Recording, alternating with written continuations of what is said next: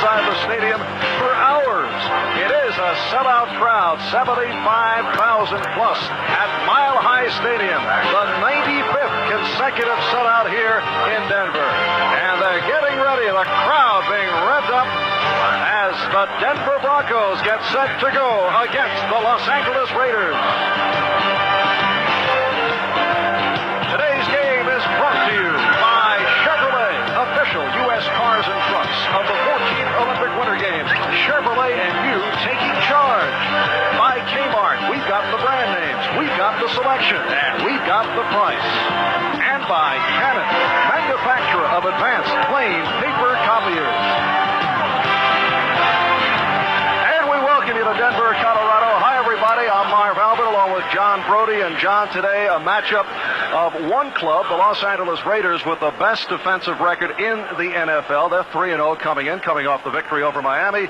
The other club, the Broncos, at 2-1 with the worst offensive record in the NFL going into today's play. John Elways showed some flashes of excellence in the loss last Sunday here to the Philadelphia Eagles, but could be in for a very rough afternoon. Well, to say that John Elway's introduction into the National Football League has been on a nice smooth gradient would be overstating the case, to say the least. But he is improving. He doesn't have the luxury of being able to have others around him help out and get the job done. If they're going to beat the Raiders, he's got to do it with his arm, and I'd say the gradient is a bit too swift right now. And what about that swarming Raider defense? They have given up only 30 points the first 3 games of the season. And the story is those two bookends are something special. Lyle Alzado's been an outstanding pass rusher for years, but now Greg Townsend has picked off and is equal to him at this level. Bill Pickel's another one that's giving him good surge up the middle, and John Elway is going to have to get there today under the most difficult of circumstances. And the Denver Broncos getting set to kick off to the Los Angeles Raiders, who won the toss. Rich Collis with the approach, and we're underway in Denver.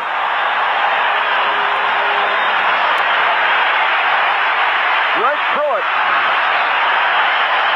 across the 15-yard line. So the 11-year veteran out of Oklahoma setting up 1st and 10 for the Raiders. Jim Plunkett at quarterback. Marcus Allen coming off his first 100-yard game of the season on Monday against Miami in the backfield with Kenny King. Cliff Branch, who has been dissatisfied that Plunkett has not been throwing his way.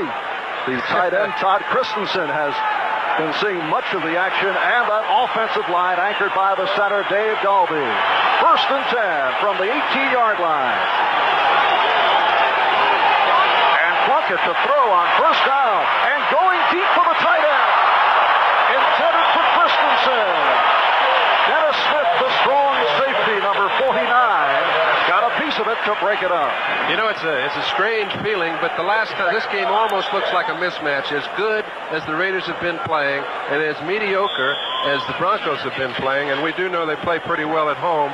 The last time it was this way, they got blown out of the tub, the Raiders did, by the Broncos. Stabler threw 7 interceptions, and those 4 linebackers were very instrumental. And a look at the Denver secondary. Key injuries suffered by Denver defensively without Rulon Jones and without Bob Swenson now for a couple of weeks.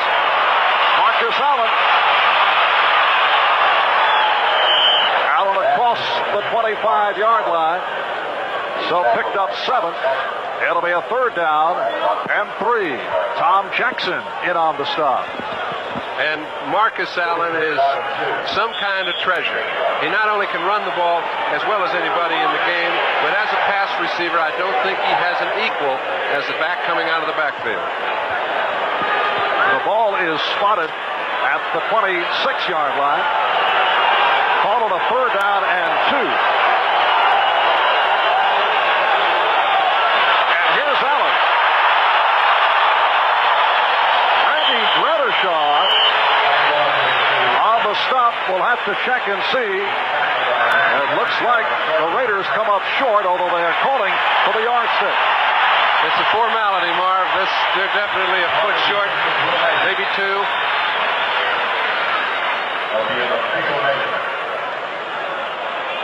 You never can tell till you see the spot. Oh, you're pulling back. No, that spot's definitely short.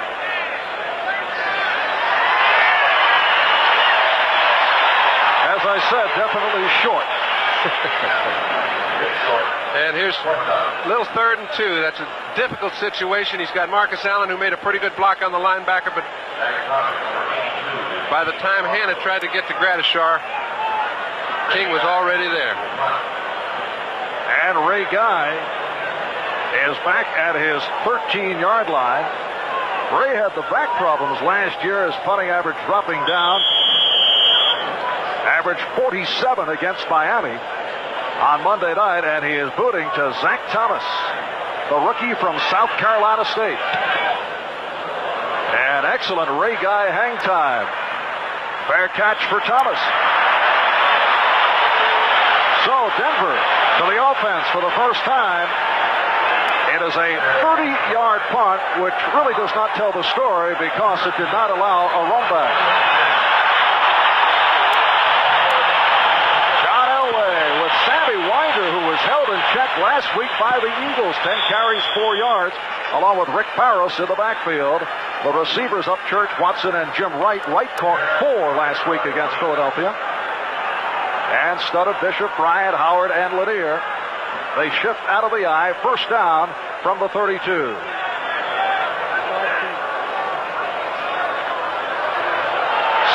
Winder.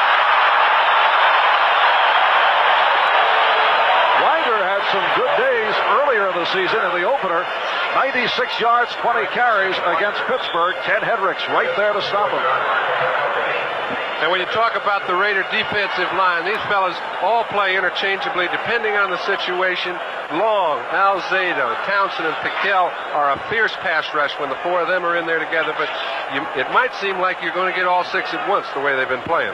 Winder picked up 8. It's a 2nd down and 2. And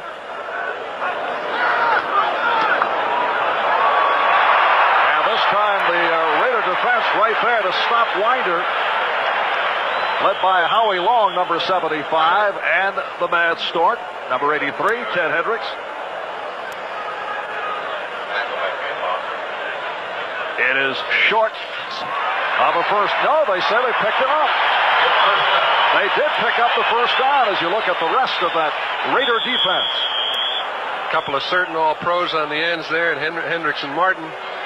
Lester Hayes has been playing back to his form of a couple years ago.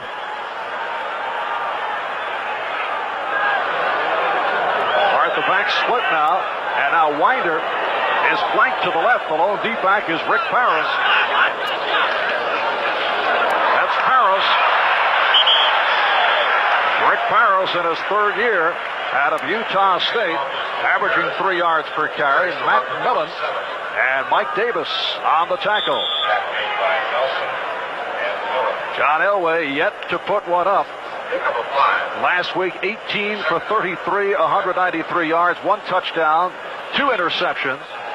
And as we said at the top, showed some signs at the end, but also heard some boos. What I like so far the best is that they're getting out of the huddle a whole lot quicker than they have been in the past 3 games, and that's very important for a young quarterback. 2nd down 5, 47-yard line. Short setup for Elway. So he's 1 for 1 as he quits with Rick Upchurch. Another first down for the Denver Broncos, a 15-yard pass play.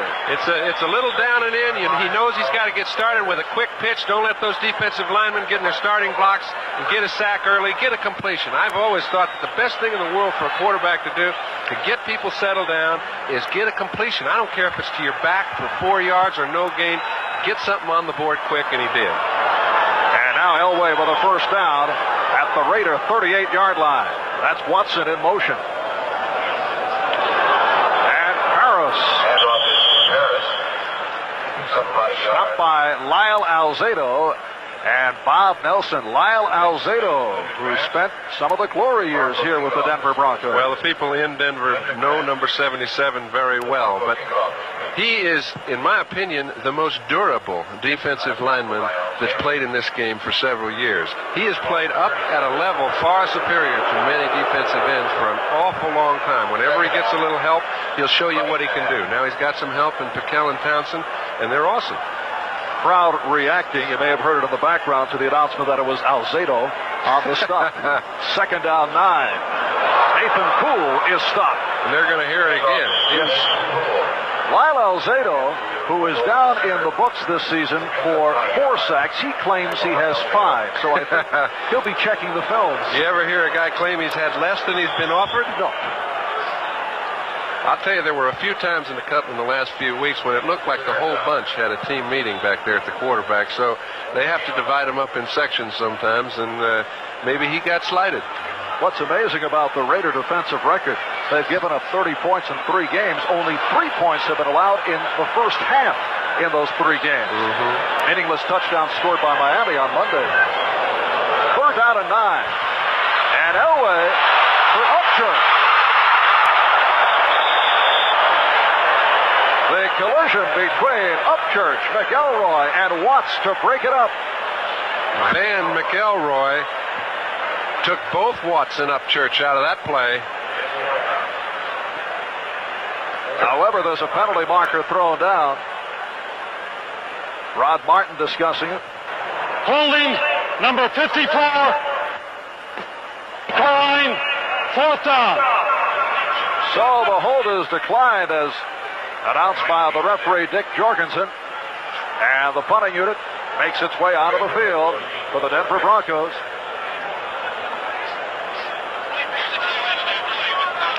Let's take a look. You see, Rick kind of breaks past Watts real early, but when John went to throw the ball, it looked to me like it floated on him. Never did have much zip on it, and because of that, I think McElroy was able to get in and break it up. Otherwise, it would have been 6. All right, Greg Pruitt awaits this punt from Luke Prestridge. Looking to angle. So Prestridge able to angle it out. Penalty marker down. They are spotting it at the 14-yard line. It's a 23-yard punt angled out. And let's see, apparently the ball will be spotted at the 14. Plus a holding penalty. They're about ready to break even on the play. You know, this is the sort of ball game, Marv. Sometimes early in the game it's time to have a go at it. It's 4th down and 8 yards to go. If you have a chance and you have a play that you may be able to pick a 1st down up on 4th down, that might have been a perfect time to use it because they definitely are outmanned. Chevy Tough is taking charge with a big USA 1 truck sell-a-thon. We're out to sell 75,000 trucks by October 1st with 200,000 trucks from coast to coast. This is dealing time. And year-end allowances on 83s can mean great clearance prices. Get specially equipped Chevy S10 pickups and maxi cabs with V6 engine at no extra cost. Or buy specially equipped full-size pickups with automatic transmission or air conditioning at no extra cost. USA 1 sell-a-thon at your Chevy dealers now. Someday soon, you could very well have the best of everything. But you will have to begin somewhere. And the best place to begin is with the very best beer in the world. The best tasting beer wherever you go. When you think about it, why would you ever have anything else? Come to think of it, I'll have a Heineken.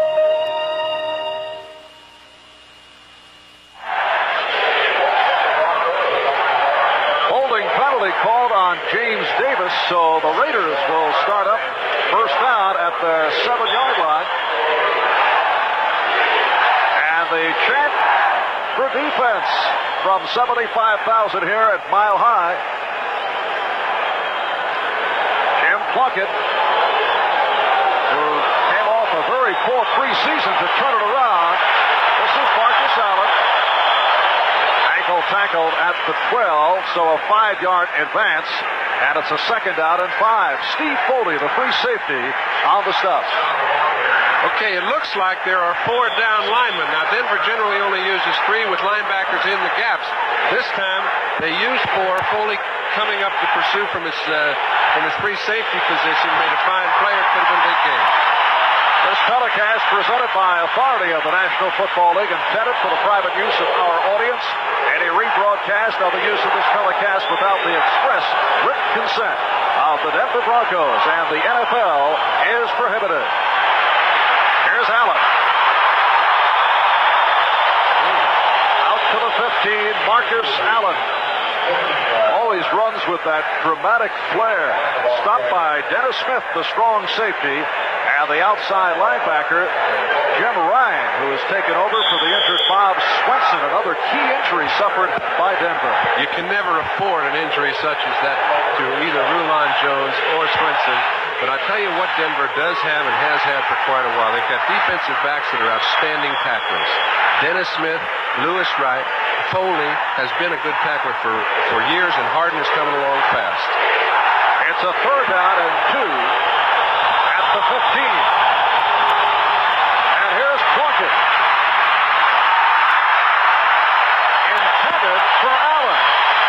So the Denver defense holding the Raiders. And we'll see Ray Guy once again.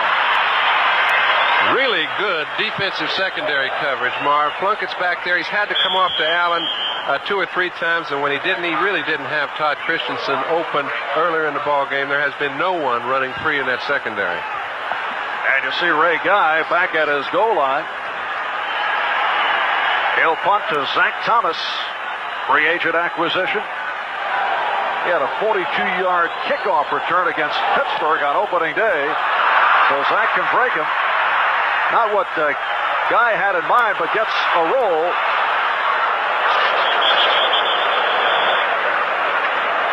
So Ray Guy putting it across the 35-yard line. It's a 52-yard punt by Guy with the roll.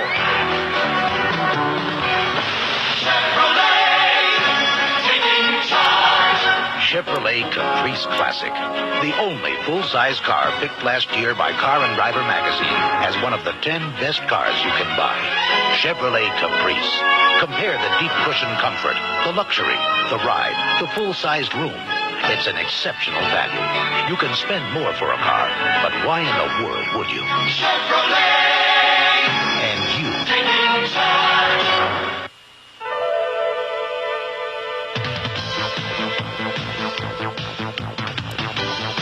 Digital readouts, onboard computer diagnostics, advanced electronics developed by General Motors for the 747.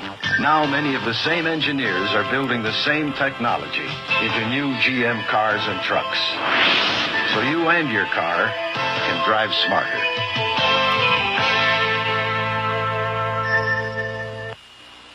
In a world premiere movie, she gives her love to any man that has the price that's tearing her apart. Hill Street's Veronica Hamill in Sessions, Monday. Along with John Brody, this is Marv Albert from Mile High Stadium, Denver, Colorado. Denver has lost 4 straight here at home. That includes 3 last year, the longest such losing streak since they last lost 4 in a row back in 1972. Denver first down at their 33-yard line. That's Watson in motion. And here's Winder. Sammy Winder got a yard. Reggie Kinlaw and Rod Martin. What a game Martin had on Monday against Miami. You know, it was noticed last Monday, but he's had so many good games throughout the years. In the previous 2 ball games this year, he was named the team captain. They think that much of him. Now, you know how Ted Hendricks has been to this group over the past several years and being the captain, but Rod Martin and Ted Hendricks on the same team have to be as good as any 2 have ever been on the same group, and that takes into account some awfully good linebackers. He had 2 sacks, 8 tackles, the big hit to unleash Townsend. Again, Watson in motion, and Elway on the drop. What do you think, John? That's the sort of thing John would like to have over. He made a good play. He's the kind of quarterback that's got a lot of nifty to him. He can get out of spots such as when there's a good pass rush. But when he does, it's what he does with the ball that's going to dictate, you know, the way he's feeling and how comfortable he is. That ball he threw off the wrong foot at the wrong time to a receiver that was wide open, and it actually stopped their drive. It looked like Winder would pick up a certain first down. Was the Denver offense too complex for a rookie like Elway? I know that Dan Reeves has gotten away from the complicated system. Well, what he's doing is he's getting the plays called quicker, which has given John a much better chance. I don't think it's too complex. The same plays are called by every team. It's just the nomenclature that can be a little tough. Intended for Steve Watson. Covered by the free safety, McElroy, and the quarterback, Watts. Take a look. Here's a man a lot of people have been talking about from TCU, Greg Townsend. Real fast at 250 pounds. Strong as he's strong as can be, but Lanier took good care of him on that play. And Luke Prestridge back to punt for the second time this afternoon. Greg Pruitt, there he is, back at his 20-yard line. No score halfway through the first quarter. And Pruitt able to recover. Little spinning tackle out at the 33-yard line by Keith Bishop. So there's a timeout. It's a 37-yard punt. When we return, it'll be Raiders to the offense. If you want it, I like it. if you really like it, I really like it. we can help you get it. We're GMAC. I want it. We're GMAC Financing. GMAC has helped more people buy their new GM car or truck than anyone, with rates that make sense on models people want. All at your GM dealer. If you really want it, we can help you get it. We're GMAC Financing. We got it. A bedtime story from Gaviscon and Acid. Once there was a guy who loved poker and pizza, and he was really good at eating pizza. But the stakes were high. Heartburn. Fortunately, there was help. Gaviscon. Gaviscon gives you fast relief from heartburn and acid indigestion, and it even works lying down. See you in Ray, you pepperoni. Try Gaviscon. It even works lying down. And welcome back to Denver, and we'd like to welcome KOBI and KOTI to NBC, serving the Southern Oregon and Northern California regions. We welcome you, fellas. We hope you're enjoying the game. First down from the 33 for the Los Angeles Raiders. Plunkett again to throw. First down. And he tried to lob it off to Kenny King. Maybe he threw it too hard for him. I'm telling you, Plunkett has more motions than any quarterback's ever played the game. It's liable to come out of his hip pocket someday. This time he knows he's trying to go downfield. He's very nifty back there. He's like tackling a flat rock for openers.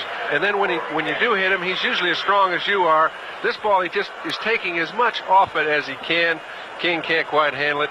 Big play going for naught. And Denver doing some shuffling. Up front, they have Walt Boyer, number 65, a rookie out of Arizona State, and along with Carter, Latimer, and Manor. What's time for Plunkett? Oh, beautiful catch, but short of the first down. Again, the tight end, Todd Christensen, who leads the club in receptions. He caught 6 last Monday against the Dolphins. Got a good spot, and he's got about a foot to go for a first down. It'll be a third and about a foot. Let's take a look at what Plunkett is seeing here. He's got a double zone coverage, 5 men underneath, 2 in the deep zones. He's got enough time to look around, finally finds Christensen on the right side, almost a first. Here they are. And the crowd urging on the Denver defense. This is Marcus Allen, first down and some more. Out near midfield. Allen on the slant. Stopped by Randy Gradishar.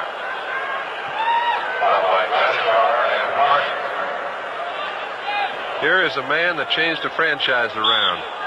He started last year against the San Francisco 49ers, gained 124 yards in his opening day, and has picked up ever since. I think he is the premier back in this game right now, and that's saying quite a bit. But with 2 real good pass rushers and 1 great running back, the Raider franchise has changed drastically. And he has given them a first down at the 49-yard line. Play action for Plunkett. And he's throwing to an offensive lineman. Well, he threw to 2 of them. You'll take your pick. Bruce Davis, number 79, was the intended receiver. You know what's funny is I know that Jim just says to his backs, hey, after you block, just slide out. When I'm in trouble, just kind of fade away, and I'll find one of you. That time he had both backs out of the backfield, so he had nobody to slide off. Here's Kenny King going up, trying to help him on the inside, so he's not really available for much help. He's trying to get to the outside. Bruce Davis did a good job just to fall on it. It looked like it could have been lateral. Tough picking up the call. from the referee, Dick Jorgensen. But it will be a 2nd and 10 at the 49-yard line. Why is it 2nd and 10? Did they pick those up? We'll have to check it out. We're having some audio problems down on the field. All right, here's Plunkett. And picked up by Steve Foley. So Foley on the intercept, his 2nd of the season, and the Broncos will take over. Kenny King making the tackle on Foley. A timeout called. It'll be Denver ball when we return. Chevy Charge is taking charge. Moisture and road salt are murder on a pickup. But tough Chevy S10 comes with built-in corrosion-fighting zinc-coated steel to help guard against rust. While Ford Ranger uses about 93 square feet, Chevy S10 gives you almost 3 times more zinc-treated steel, about 277 square feet. For year-round protection, Chevy S10's got you covered with tough corrosion-fighting steel. And now Chevy has 200,000 trucks coast to coast. With year-end allowances on 83s, it's dealing time.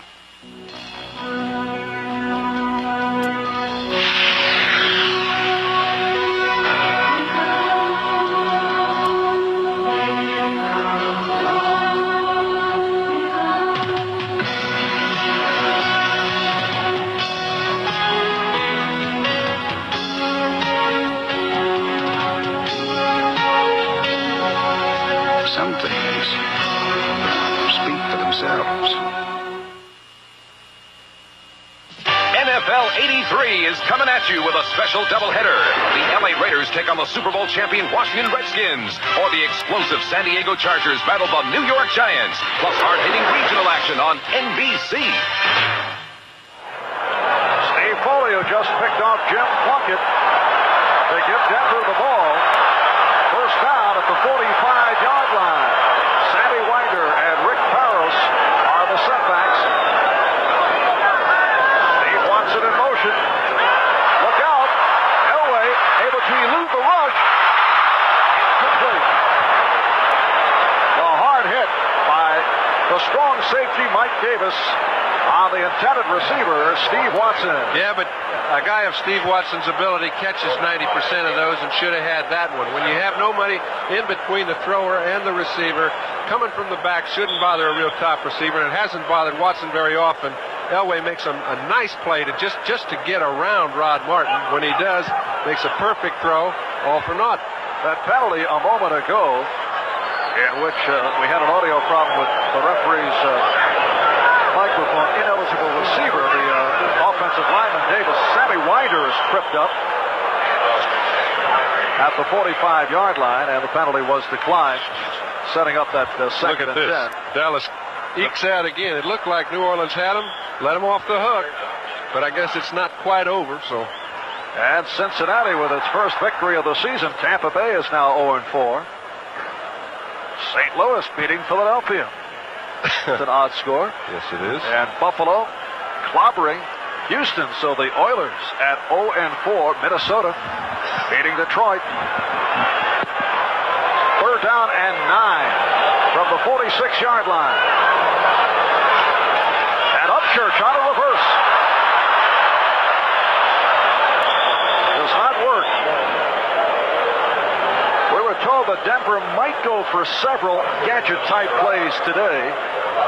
We may see much of the arsenal against the Raiders. Well, Lester Hayes had that one right on target. The problem with a play like that, there has to be some flow going in the other direction. Now, when it's a passing situation, as that one was, there isn't going to be anybody fooled with a drop-back pass. Everybody's going in their area. The problem, they got the guards out in front of it, and they didn't hit anybody. That's why Rick was called for no gain. So 3.5 left, first quarter, with no score. Here's Greg Pruitt awaiting the Luke Prestridge punt. Pruitt back at his 10. High snap for Prestridge, and boots it from his 40-yard line. Again angling, but this one carries in. Marv, that's 3 times excellent field position. Denver has been able to make nothing of it. That won't last all day. A 52-yard punt by Prestridge. So the Raiders will take over at their 20-yard line. without ceremony. A badge is awarded to the Mercedes-Benz automobiles that reach 200,000, 500,000, and 1 million kilometers. Mileage they reach with proper care under some unceremonious conditions.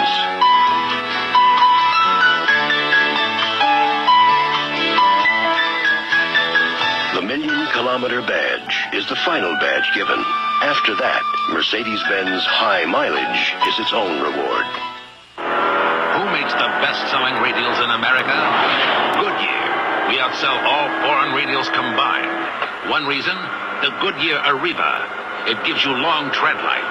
And best of all-season traction in the wet stuff and the white stuff.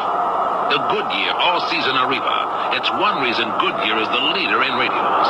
No foreign maker of radials even comes close. Goodyear, #1 in radials. Don't miss the very best in baseball. The pennant races are hot, and you'll be there for the key games, the crucial matchups. Find out if they're contenders or pretenders. Only on NBC Sports. Next Saturday, start the day with Major League Baseball, an inside look as we continue to follow the pennant races, and then the baseball game of the week as the pennant races come to a close, and NBC will be right there for the key games. Next Saturday here on NBC Sports. LA Raiders first down at the 20-yard line, 3:10 left, first quarter, no score here in Denver. And Plunkett to throw on first down again, going deep. Barnwell out in the clear. Mike Harden was left behind. Well, Malcolm Barnwell will come down with most of those balls, but when Harden fell down, the two of them ran into each other unintentionally, and it knocked Barnwell off balance. As a result, he could not gather himself to get the ball. It was very frustrating for him, I'm sure, but Plunk makes a beautiful throw. This ball could have been taken on the dead run. It's up in the air. You're throwing it in this real thin air. So it's really hard to judge. He actually would have hit him on the dead run had he not fallen down. Plunkett is now 2 for 8, intercepted one time, as a second down and 10. Frank and Barnwell are the receivers. That's Barnwell in motion. And this is Allen. Hit behind the line, back behind the 20 by the outside linebacker, number 50. There he is, Jim Ryan, in his 5th year out of William & Mary. Hey, all 4 of those linebackers, it seems like whoever they insert as a new linebacker, and we know so much about Gradishar and Jackson, now with Busick and Ryan coming into the act, they're playing right up to the level of the other two. We've seen it for years. Okay, pretty good blocking at the point of attack, but when your linebacker slips underneath, as we see Todd Christensen, the tight end, number 46, gets his block, but the linebacker slipped underneath and stopped the play for no gain. Todd in his 5th year out of Brigham Young. Delighted about the fortunes of Brigham Young yesterday afternoon. 3rd down and 10. Plunkett in trouble. So the Broncos coming up with their first sack combination of Reuben Carter, the nose tackle, and Grayson Manor. So once again, the Bronco defense looking sharp, stopping the Raiders. Well, they're mixing up their defense. Sometimes they come with 5, sometimes with 4. This time they just did it with a pass rush line, four down linemen. They don't usually do that. They usually rush 3. If they're coming with 4 quite a bit today, it's given the offensive line a little problem, and Plunkett more yet. And the Broncos have had to shuffle even more because Barney Chavis, we're told, has a pulled hamstring, and he is out right now. Here's Ray Guy. Zach Thomas, 40-yard line. And out to the 44. So Guy, with a 46-yard punt, he has been unleashing them. Jim Davis on the stop, but a flag is thrown. Now, the Broncos have had excellent field position. This is the 4th time in a row. You'd expect some points to be placed on the board normally in situations like that. I think right now it's more the Broncos' ineptness than it is the Raiders' ability. And you know, it's been a low-key season thus far penalty-wise for the Raiders. Things are going so well, even penalties have dropped off. Only 16 penalties compared to 33 a year ago, have been assessed to the Raiders through the first 3 games.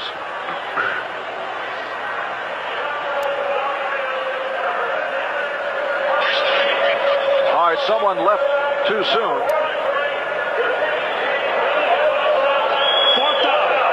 And they're going to do it over. Also a penalty called on the Broncos. So offsetting penalties, and Guy will kick again. You know, the Raiders have not yet been hit with a personal foul this year. Well, they've always been a clean bunch of kids. So, you know, the cleanest on the block. I really think that, you know, because they wear black jerseys doesn't necessarily make them bad boys. I happen to think they're a great football team. I don't know how dirty they are. Well, they have that reputation, but they've been clean. And a beautiful punt by Guy. And does not allow the return. Zach Thomas chasing it down, and it skipped away, and they're marking it at the 16-yard line. Again, a flag down.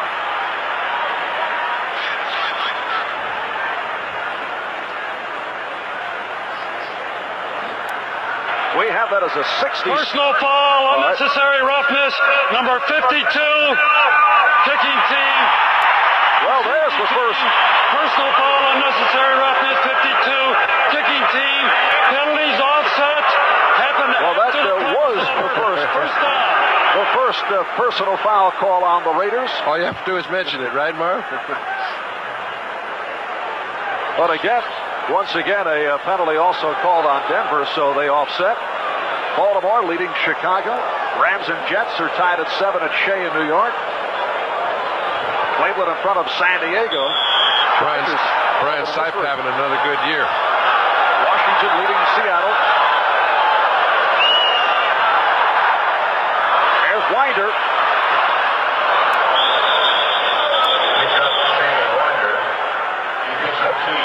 So a 2-yard pickup.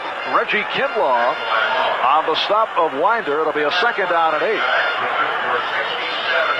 And now the word that Ray Guy's punt went 57 yards. That is the official count. He's having quite a first quarter. You said that right. He's had a lot of great first quarters.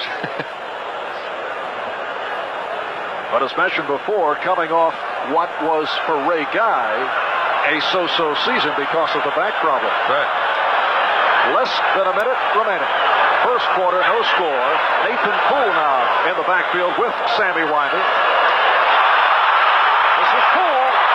And Elway had to improvise on that one as he hit Nathan Poole. That's the kind of ability that you can't teach. I mean, here's a kid whose reactions are so fast that he sees a blitzing linebacker, has no chance to get around him, yet stands up right in his face and throws the ball over the top of his head. Now that's Ted Hendricks. He's not only batted a lot of balls down, but quarterbacks with him. Now he had the nerve to stand in there in front of it, move a little, complete the ball. That's a great play. So John Elway able to hit Poole for the first down. It's a first down at the 29-yard line. Denver Broncos coming at 2-1. Lost to the Eagles last week. Victories over Pittsburgh and Baltimore. This first quarter has come to a close. Denver and Los Angeles scoreless. Jimmy, Jimmy, it can go anywhere. GMC Jimmy, it can even go there. Give me a Jimmy, I'll work all day. GMC Jimmy, will go out and play. Give me a Jimmy to get the job done. GMC Jimmy to follow the sun. GMC, the truck you can live with. Confidence, we installed it at Sears. Confidence? You're looking at it. I can replace your old muffler with a Sears muzzler for only $19.99 plus labor, warranted for as long as you own the car. If it fails, we'll replace it free. Want confidence in your brakes? I've been installing it for years. We'll give you a two-wheel brake job For only $69.99 for most American and import cars. There's more for your car. Confidence installed day and night. There's more for your life at Sears. You know, the secret to a comfortable retirement is really no secret. You need a smart investment firm to help you get there. And the best way to find that investment firm is to ask a lot of questions. Katie and I asked. And the more we asked, the more good things we heard about one company, Dean Witter. We heard about the quality of their financial advice and programs. We heard they really listen, really care. For us, Dean Witter was worth asking about. Dean Witter. Worth asking about. All right, a look at the stats in the first quarter. And neither club really able to get going. Scoreless first quarter. John Elway now 2 for 7. 27 yards. Has a first down at the 29. Sammy Winder. Nice change of direction. Stopped by Van. There goes Alzado. Yep, look out.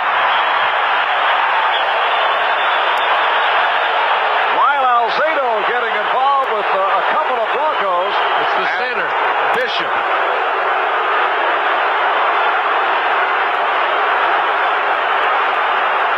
And Lyle, who heard it from the crowd earlier when they announced his name on his first tackle of the day, is hearing it once again. Well, I'll tell you what happened, Marv, is Keith Bishop, starting at the guard position, made a block on him, ran him down the field about 8 yards, and maintaining his block, and no defensive end really likes that. Lyle got a little physical with him. He didn't cowtail to him. He just took after him, and a fight was the result.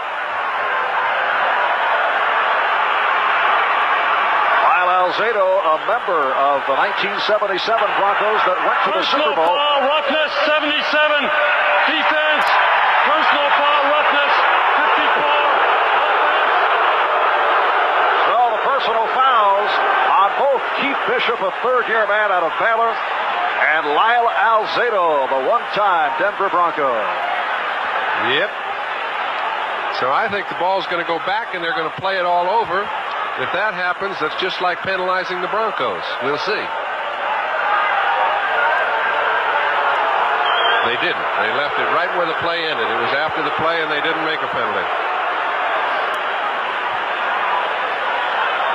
All right, so the official ruling that it did occur clearly after the play. That's the interpretation, not a continuation. Lyle got off lucky. Second down and 1 at the 38. Nathan Poole is the lone D-back. Winder in the slot. And here's Watson in motion. This is Poole. And he has the first down. Driving Nathan Poole in his 4th season out of Louisville. Stopped by the linebacker, Bob Nelson.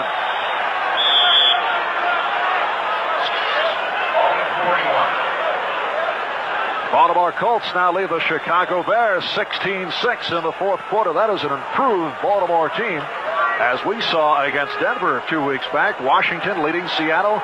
Redskins will take on the Raiders at RFK in Washington next week. First down at the 41. Marv Albert, John Brody, Denver, Colorado. We're early second quarter. Off the draw, Sammy Winder.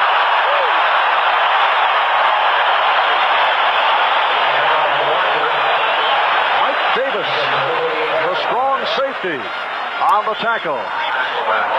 Real good running by Winder. You can see even on a 1st and 10, those defensive linemen say, hey, let's get to the quarterback. We'll make something happen. A good play can be a draw even if you haven't thrown the ball when you've got guys in their starting blocks on every down.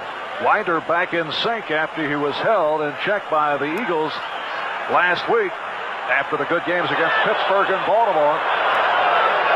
Second down and 3 after the 7-yard pickup by Winder. Play action, and Elway is swarmed under. First sack of the day by the Raiders. Lyle Alzado. He's loving it. That's out of the Mark Gastineau highlight film. I think what that is just a little reminder to the people that maybe they shouldn't have rid themselves of Mr. Alzado. He loved it here in Denver. He's playing just as well as he ever did. Got right by Winder. That was not a very good block for a back.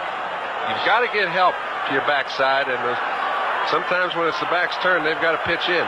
So Lyle now has 5, although he will claim he has 6 sacks. Third down and 10. Back at the 41. He'll probably claim that Keith Bishop also held him. Too much time. Delay of game. This is a problem that the Denver Broncos have faced throughout the season.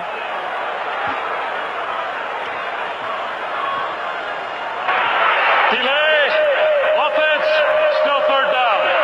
We talked about their delay problem, Marv, when they were in Baltimore, and Dan Reeves is aware of it, and they have handled it pretty well by sending in the formation real early, getting the plays done real early. This is the first time they violated that or had that problem in 2 games, and I think you'll see a lot less of it. All right, the rookie Clint Sampson out of San Diego State, flank wide to the right. Elway goes to the middle, beautiful catch. Zach Thomas on the reception, but short of a first down. Otis McKinney, the nickel back, on the stop. This is the kind of ball that John will be throwing a little less hard in the future. Now, right now, I think a lot of his balls are being thrown with a little too much velocity on them. You can see he's firing that ball a little harder than he has to. It makes it very difficult on a receiver coming across the middle to get his control of the ball and pick up the first. So Luke Prestridge for the 4th time today. He's back at his 31-yard line. Rick Pruitt is back deep. And a beautiful Denver hop to put the Raiders in a hole inside their 5. 49-yard punt by Prestridge.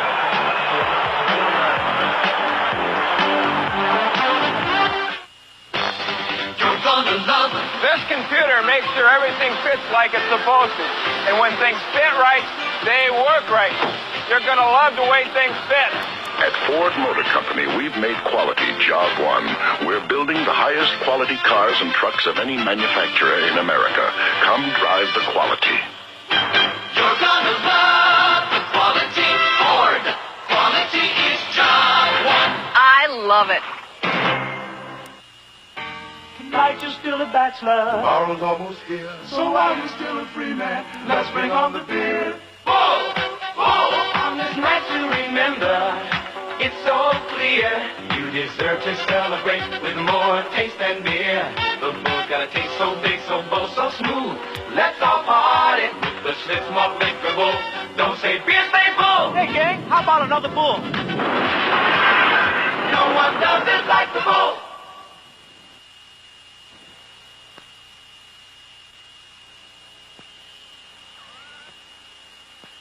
So be this. Nice. Well, John, the Denver Broncos had their team photo taken earlier this week, and Bill Harpo, the Denver equipment manager, usually likes to design what he labels a bizarre setting for the team photo. So I don't see anything wrong though with what the man did, John. Do you? Some guys said you look better. Several guys. Plural. Back to the field quickly.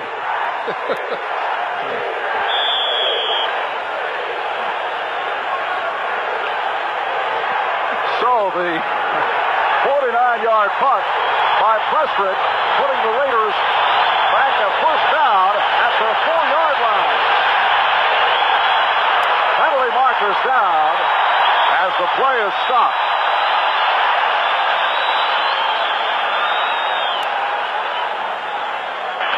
False start, number 79. And the false start called on the left tackle, Bruce Davis.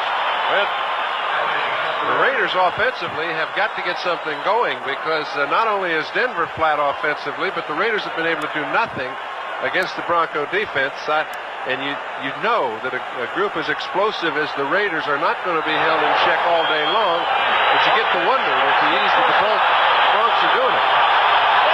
Coming into today's play, the Denver defense, overall number 6 in the AFC. And they have played very well this first half. Kenny King unable to get outside. Could not make the turn against number 31, the quarterback, Mike Harden. Yeah, that's a big couple of yards, Marv. If you can keep a team inside their 2-yard line, that's a lot different than just inside the 5. The reason being, when they go to punt, they're only going to have about 10 yards. They've got to get it off very quick, and a block is a good possibility. Second down and 12. Back at the 2.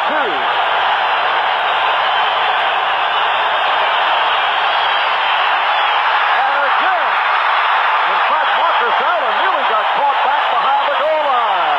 Again, the Denver defense swarming all over the Raiders. That's a couple of ex-teammates. Dennis Smith helping Marcus Allen out. I can remember the day that Ronnie Lott, another ex-teammate of Marcus, said, I can hardly wait to play the man because I would like to give him one good hit just for respect. Well, if you can give him any, it's a pretty tough trick. I can remember watching the whole day and Lott forgot to get him. A third down at about 12. It's heating up.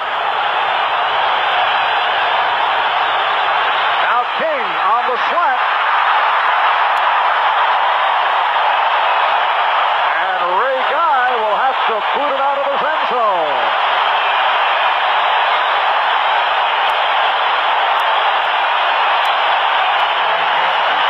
Don Latimer going to leave next year, but he's playing as well as he's ever played.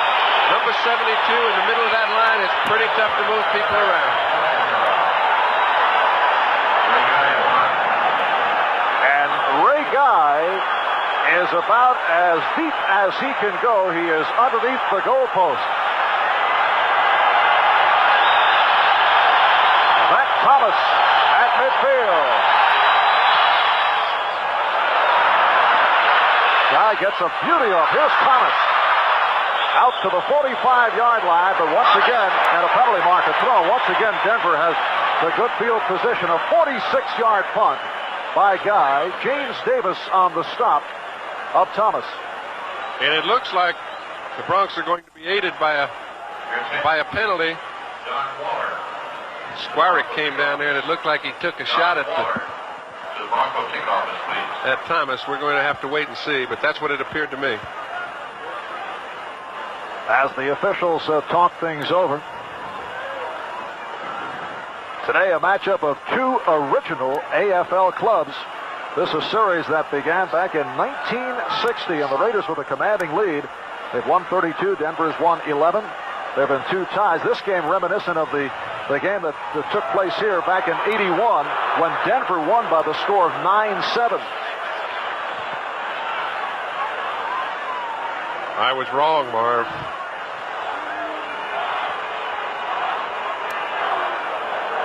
All right, here is Dick Jorgensen. Illegal block in the back. Number 45, receiving team, first down. So the penalty called on Steve Wilson for the illegal block. And Denver will take over with 5.5 minutes gone by, second quarter. This is the wrong time to find out you don't have the right insurance. That's why it's a good idea to see an independent insurance agent before you buy your policy. Your independent agent can give you expert advice on how to choose the right coverage at the right price. And they're offering this free booklet that makes choosing the right insurance a little easier. Get it before you need it. Look in the yellow pages for your independent insurance agent, the more than one company agent. Up before the sun, got the Honda ATC, gonna have some fun. Going freewheeling, it's my lucky day. Going freewheeling, come on out and play. Take it up, take it down, round and round and round. Going freewheeling, got the Honda ATC, going freewheeling. Today's game is being brought to you by Lincoln Mercury, offering a complete range of quality automobiles for 1984 from Lynx to Lincoln. By Southern Pacific, 41,000 people working in 18 industries all across America. And by Bud Light, the best has a taste all its own. Marv Albert with John Brody from Mile High Stadium, Denver, Colorado. Sellout crowd, 75,000 on hand. What should the Broncos do right here? Well, it's funny. Everybody's got their own viewpoint, Marv. They haven't done much. I think you take on their best defensive player. I think it's Lester Hayes, and we haven't seen anything going in his area. You're saying go right at Hayes. Well, we'll get to it in a second. All right, here's Elway looking the other way, and it's ruled. Let's see. Do they rule it a sack or a fumble? Now it's a sack. Ted Hendricks. Sacked by Hendricks. I thought a little hesitation by the official. Well, I think he thought it was a fumble, and Ted Hendricks didn't think so or didn't see the ball, one or the other. As you see, when Hendricks gets there before John can even set up, they just fool you defensively. Now, he probably didn't see the ball. He sees it gone right now. He's looking around. He almost falls all over it, but the ball gets out from under him. The Bronx recover. I mentioned something about picking on Lester Hayes. You're never going to pick on him, but you're going to get one-on-one coverage. And if you can't beat one-on-one coverage, it's going to be a long day. I would at least give it a try. Well, Elway now has a second and very long. And Sammy Wider did not fool the Raiders off the draw. Nope. Archie Reese made a real fine play. Since coming from the 49ers, he straightened himself out. He's playing good football. We showed you all 6 of those defensive linemen at the outset of the ball game, and they all contribute. Archie Reese, a member of the Super Bowl San Francisco 49ers, released by the 49ers last year. 6th year out of Clemson, where he was a walk-on. That's Earl Leggett, the defensive line coach, smiling. He's had a smile on his face ever since McKellen Townsend walked into camp. It is a 3rd down and 23 back at the 32.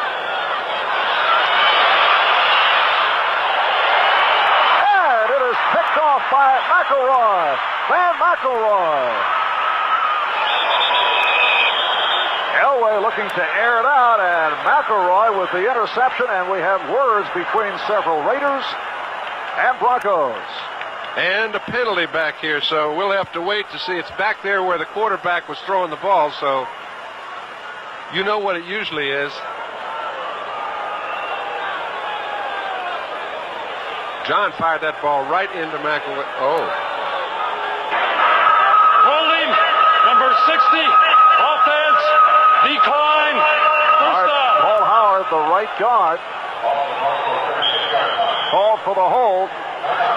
So the Raiders take over on the interception with 7 minutes and 57 seconds remaining in what has been a scoreless first half.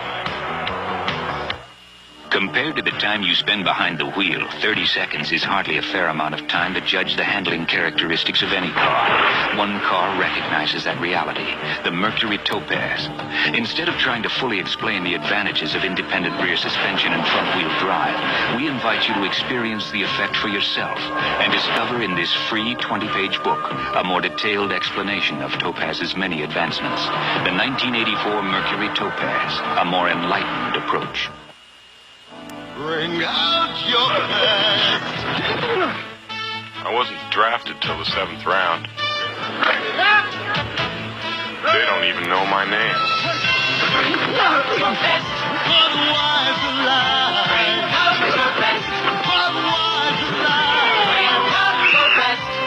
The best. Schroeder, huh? It has a taste all its own. Enjoy it.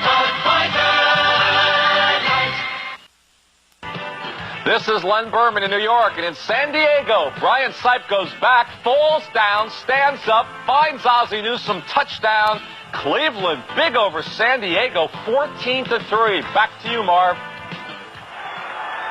Thank you, Len. And back here in Denver, off the interception by Van McElroy. The Raiders taking over at the Denver 36-yard line. Spinning move by Allen, stopped by Randy Gradishaw.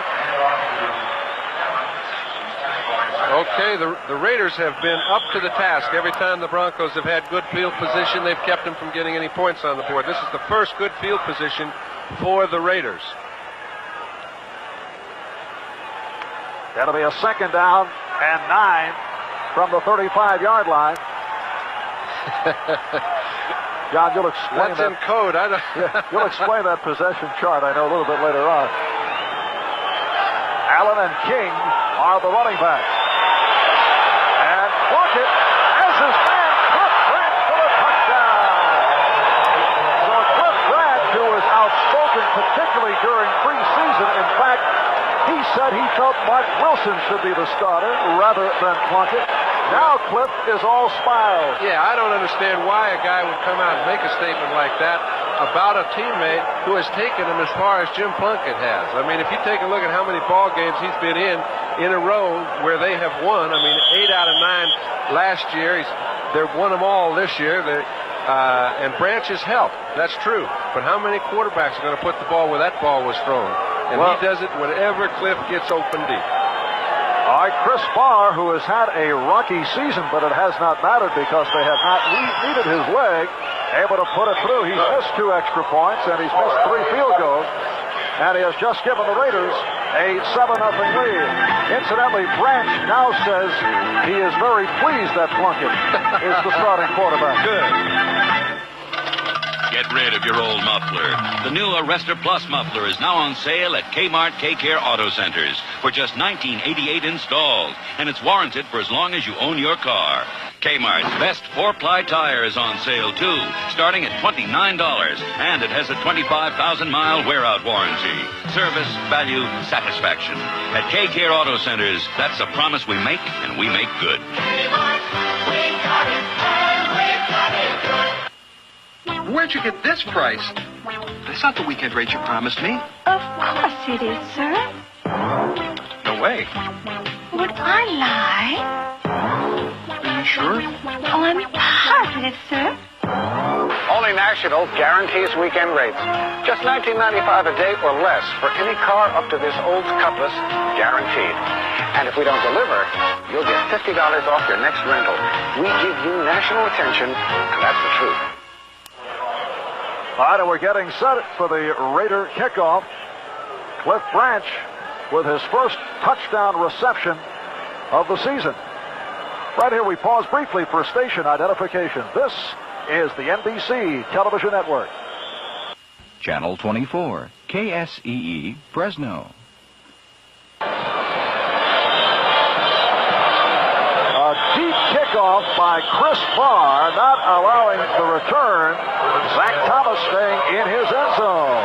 That may be the first ball that Chris Barr has ever kicked out of the end zone. They've talked about the strength in his leg.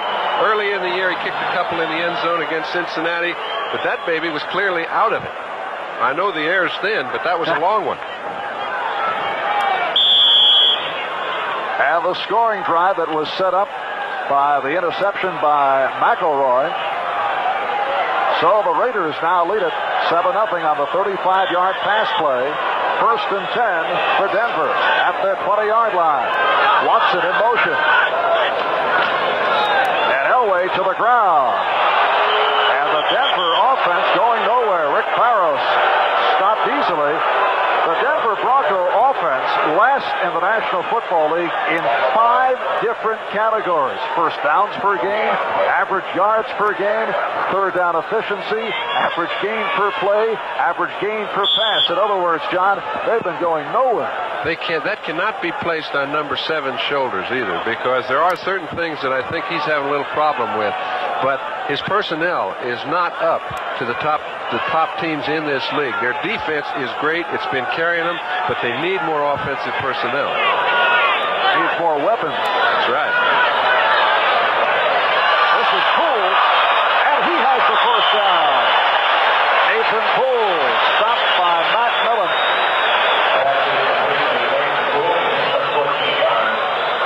A 14-yard pickup. So a first down at the 34-yard line.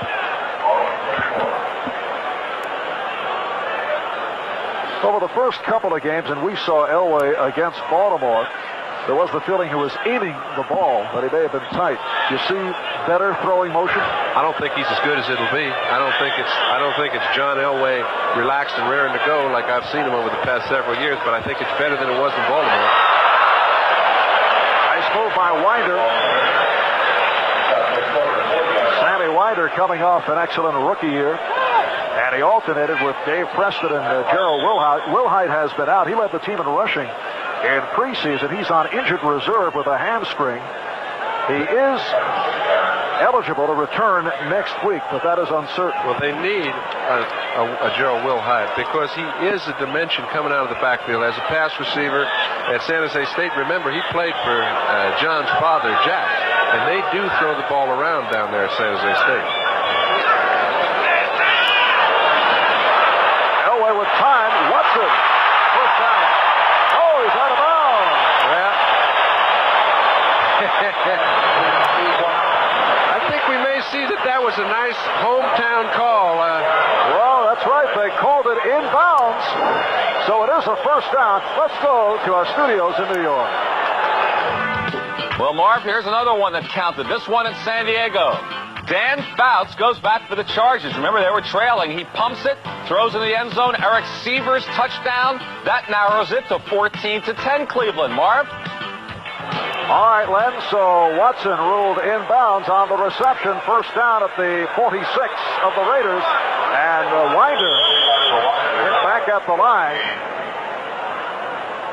Archie Reese on the tackle. Winder tried the stutter step off the circular movement, but could not find a hole, so it'll be a 2nd and 10.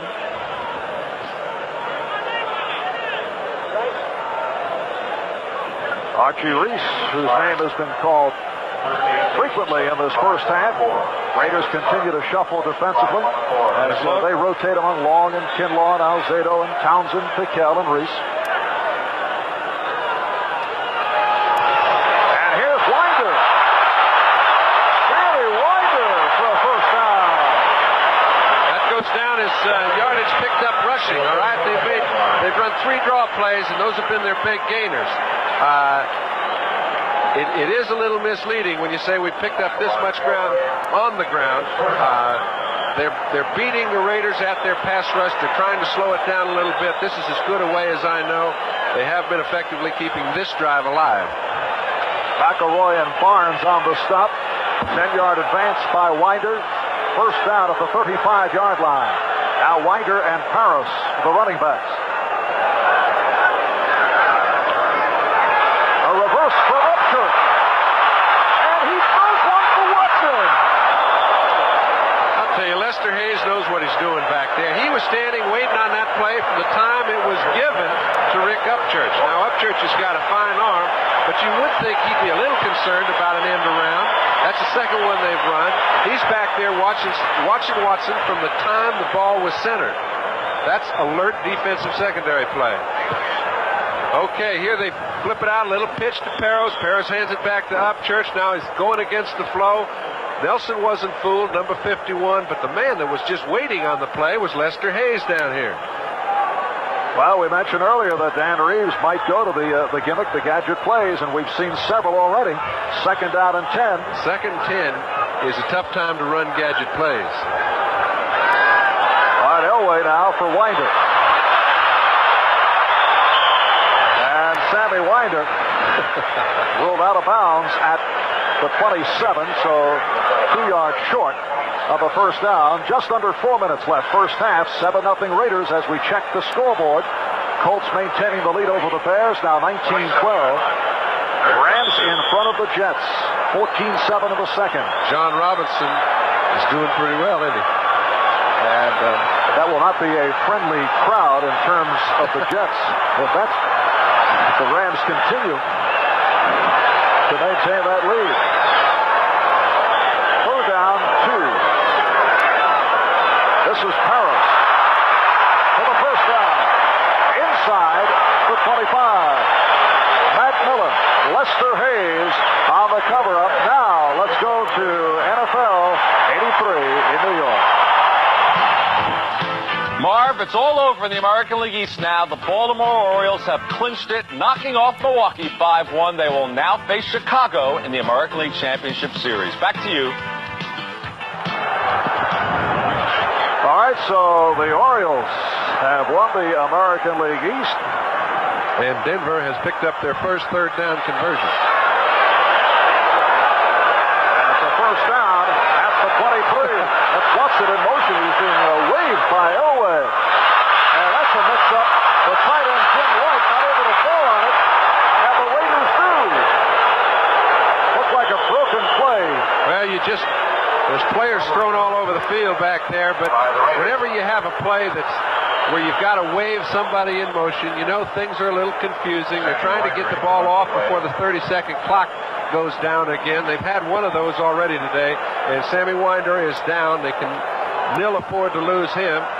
Elway got his hat handed to him as he was trying to hand the ball off, and they lost it on top of that. So that kind of won't get it. Look at this.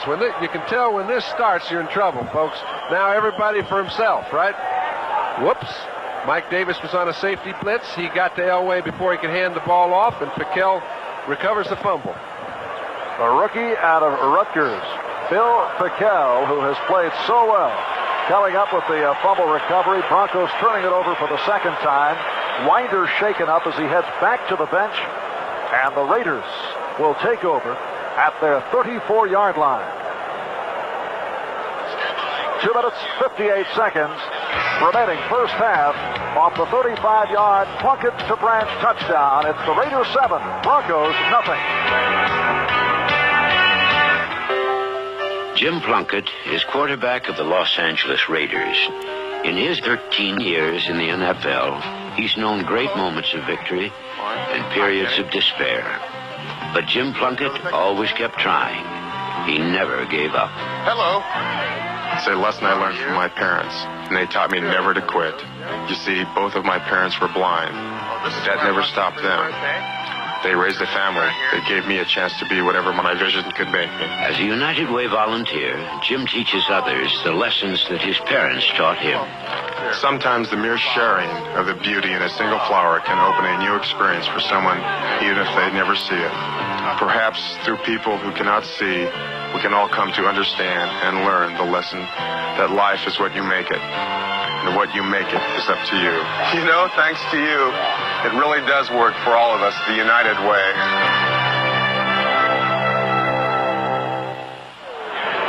A precinct announcement furnished as a public service by the National Football League. When Jim Plunkett says life is what you make it, he means that he's made quite a bit out of it. As his career was going downhill after 10 years, he jumped back about as well as anybody ever has at that position, and he's loving it now.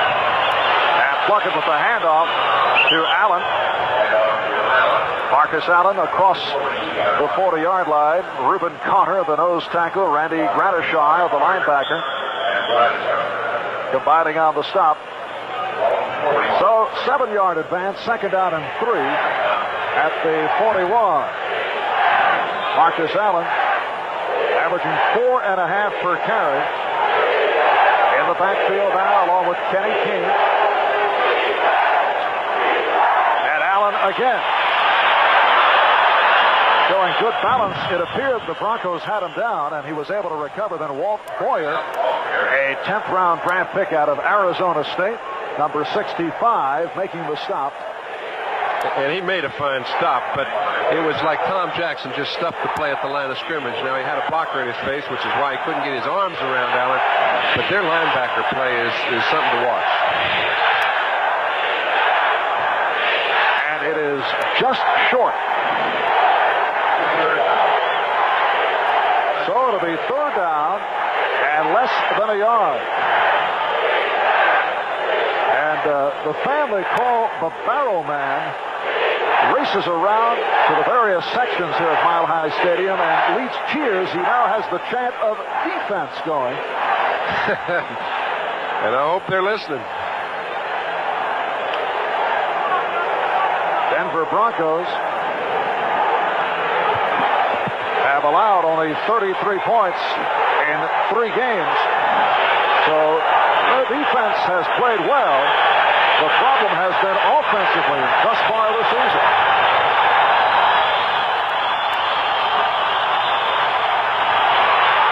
And it's a first down. Allen, very active on this series, has picked it up. And we approach the 2-minute warning. Here it is.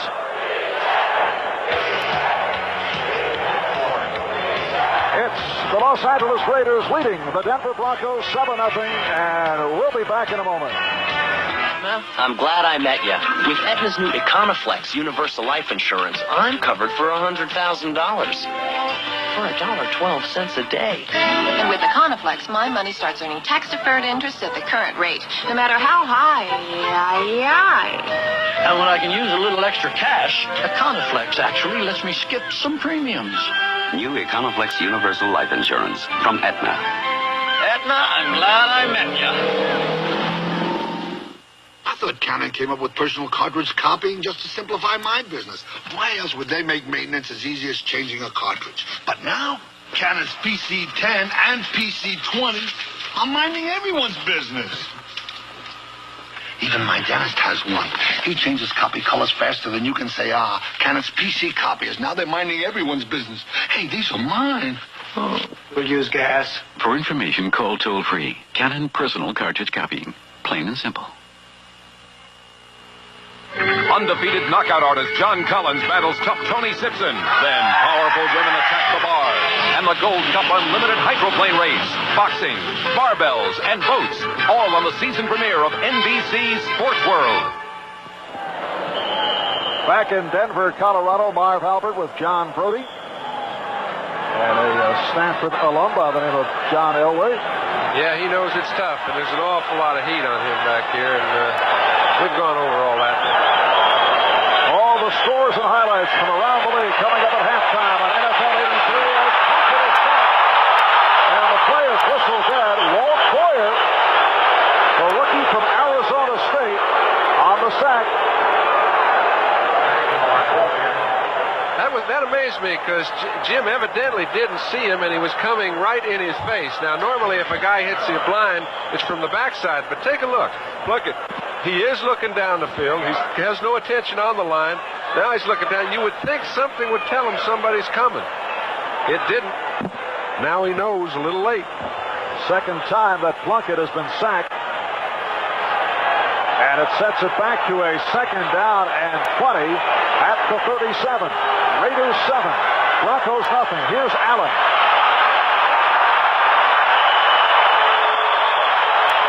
Marcus Allen stopped by Steve Wilson.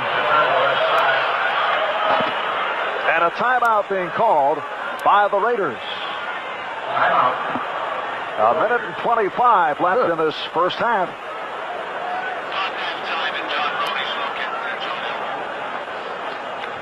And up coming at halftime, along with rundown of scores from around the NFL, we'll be taking a close-up look at John Elway.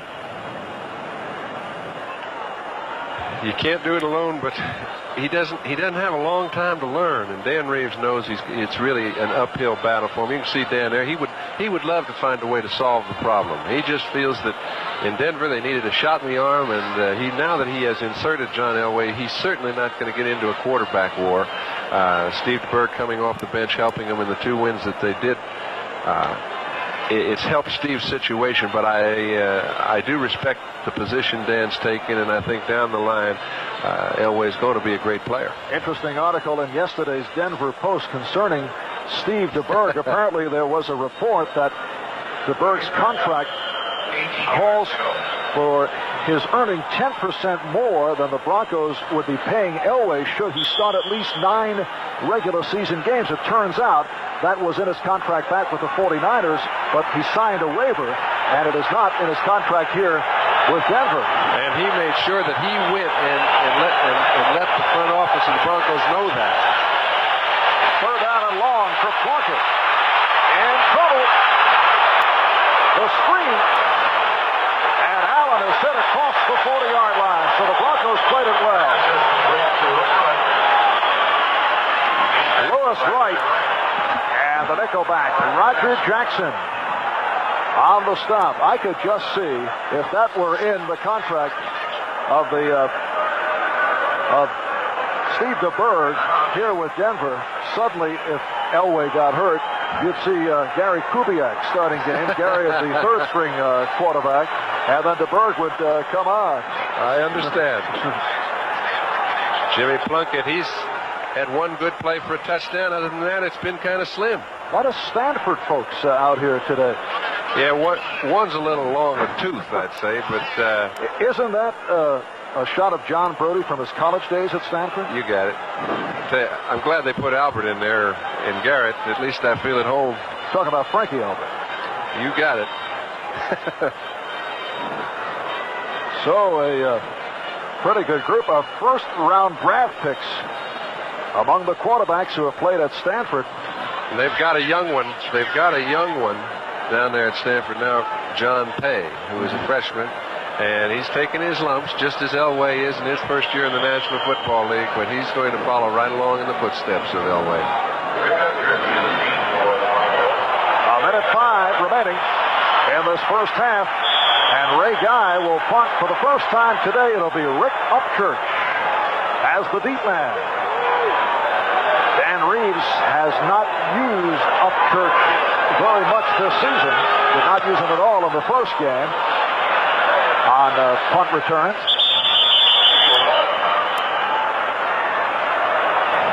I do not think, Marv, that you will see the Broncos open up and get too wild at this stage. There's less than a minute, 59 seconds left in the half. A turnover would certainly be turned into points for the Raiders. And the way they've been playing offense, I think there's a much better chance of a turnover than there are 3 points. So we'll see what Dan decides to do. 34-yard punt for that man, Ray Guy. It's spotted at the 24. And the Broncos trailing by the score of 7-0. First down at their 24. 59 seconds left in the half. Winder and now Preston in the backfield. Dave Preston, a solid pass receiver. Penalty marker down. Holding on. And Elway was nearly picked off again. Ted Hendricks had a shot at it. And he really got hit by Pickell. He moved out of the pocket, tried to hang in there a little bit long, put something on the ball, and he really got labeled. Rick Townsend went over to check and see how Elway is. Well, he's not okay, I'll tell you that.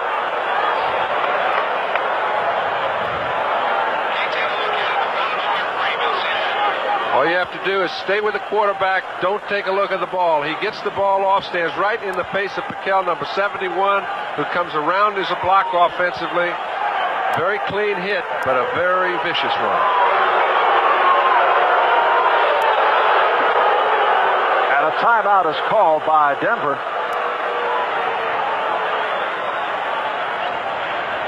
Bill Pickell, the rookie from Rutgers. You can see Steve Berg's got his helmet on. I do not expect that the Broncos will try to do much from where they are now.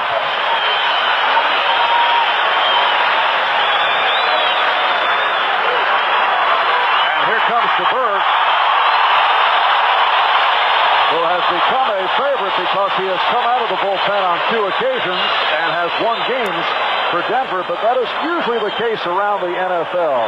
Incredible how the man coming off the bench, be it second or third string, is usually the crowd favorite. Well, yeah, he is till they start him. Right. Then they try to run him out of town. I know how that game works. From personal experience. It's just stand up and have a go at it. Don't let those things interfere with your thinking, but sometimes it does. It's easy to say, sometimes it does. I think everybody has a natural tendency to enjoy being liked, and they're used to being liked, and all of a sudden you see it go the other way, you don't like it. Off the holding penalty, a first out and 20 from the 14.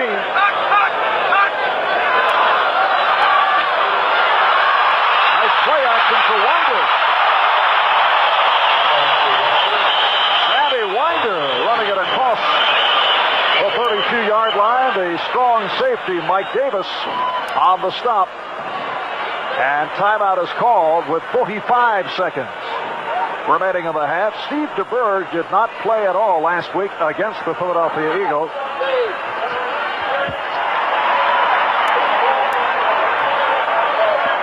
And again, we're having problems with the microphone on the referee, Dick Jorgensen, who called the offside against the Raiders, which was declined by the Broncos. Steve DeBerg, thus far this season, 68%. He has thrown 2 touchdowns. Came off the bench to beat the Steelers and the Colts. Second down and 2. And the Bird. Incomplete. Sammy Winder should have had it. Lester Hayes on the coverage along with Rod Martin. And the Bird gets popped right here. Yeah, it's nothing personal, Marv. When you have that ball in your hand, everybody's fair game. Here comes the other rookie, Greg Townsend. Just gets to him. They throw those quarterbacks around like they were bouncing balls. Townsend, a 4th-round draft pick out of Texas Christian. Pickell, a 2nd-round pick out of Rutgers. 3rd down and 2. 40 seconds left in the half. Raiders 7, Broncos nothing. Flag down.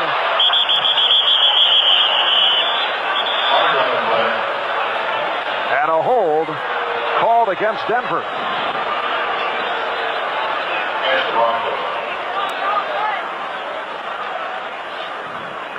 Looked to be Dave Studdard, the left tackle.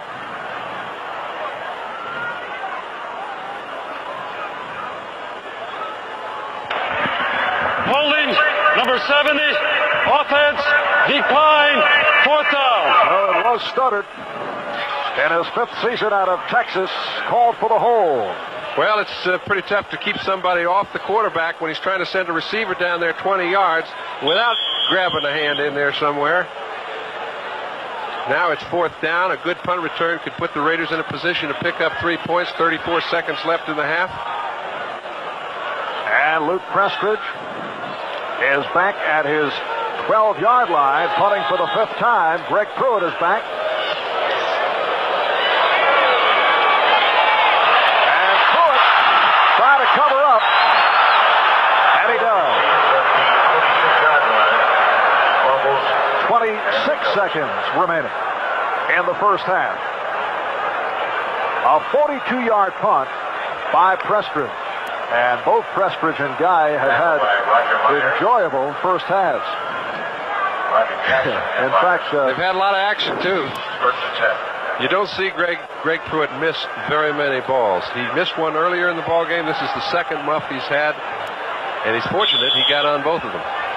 Thin air must be appreciated by Prestridge. He improved his punting average a good 5 yards as opposed to his individual game averages against Pittsburgh and Baltimore on the road. Talked to him before the ball game. He said it adds a little, but I'm a great kicker.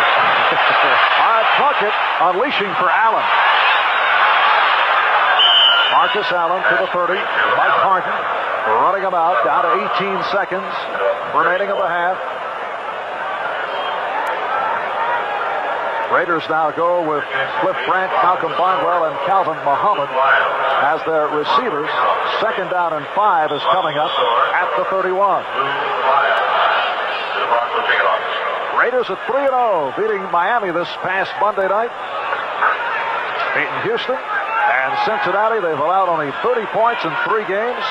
Clear-cut number 1 defensively in the league. They've allowed only 3 points in 3 games in the first half. Here's Allen. Short pickup. And the clock is running. Walt Boyer on the tackle. And a timeout is called by the Raiders with 6 seconds remaining in the half. 1 play left. Everybody out for a long one.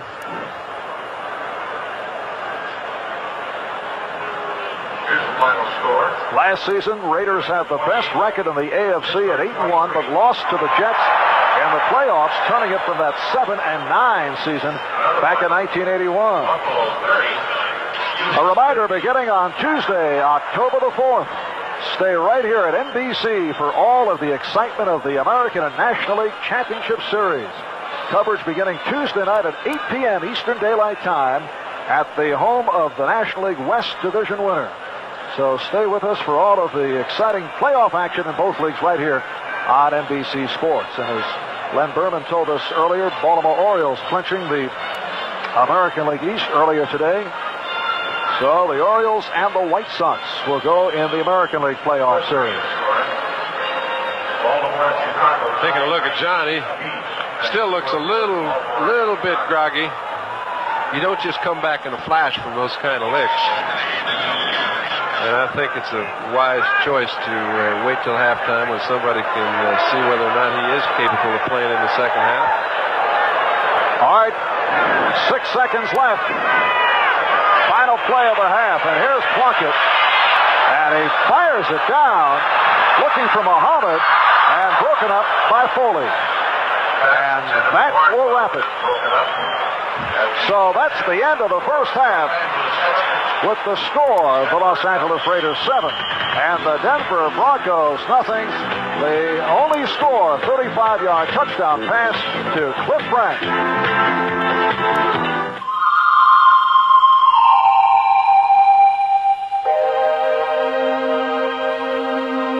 In the search for higher and higher technology, the driver is finally being rewarded with a special kind of Mercury Cougar. Cougar XR7 Turbo. Electronically fuel injected and turbocharged to boost the power of its 4-cylinder engine into the realm of 8-cylinder power when you demand it. And instead of 4 shock absorbers, you have 6 for exceptional stability. We've assumed you want more than good looks. The 1984 Mercury Cougar XR7 Turbo. A more enlightened approach.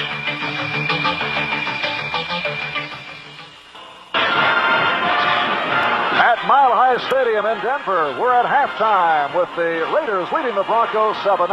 Now, for a look at what's going on elsewhere, let's go to New York. Thank you, Marv Albert. Welcome back to New York for NFL 83. Len Berman, the Raiders leading 7-0. They have now not given up any touchdowns in the first half of any game this year. Their record's intact. Let's check out all the scores and highlights now. Lots going on. First of all, New England upsetting Pittsburgh on Franco Harris Day, 28-23. Franco surpassing O.J. Simpson, becoming the second leading rusher of all time. And here's the play he did it on, a 10-yard scamper. They stopped the game, standing ovation, gave him the game ball, 1,000 more yards, and he'll catch Jimmy Brown. The story of this game, Cliff Stout was tormented by the New England Patriot defense.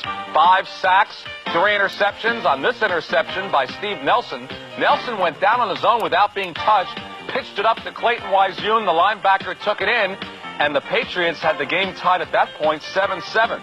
But the Patriot defense took over and really gave Stout a difficult time. In the second quarter, his pass right over the middle. There comes Rick Sanford. Good angle of that one. Another interception.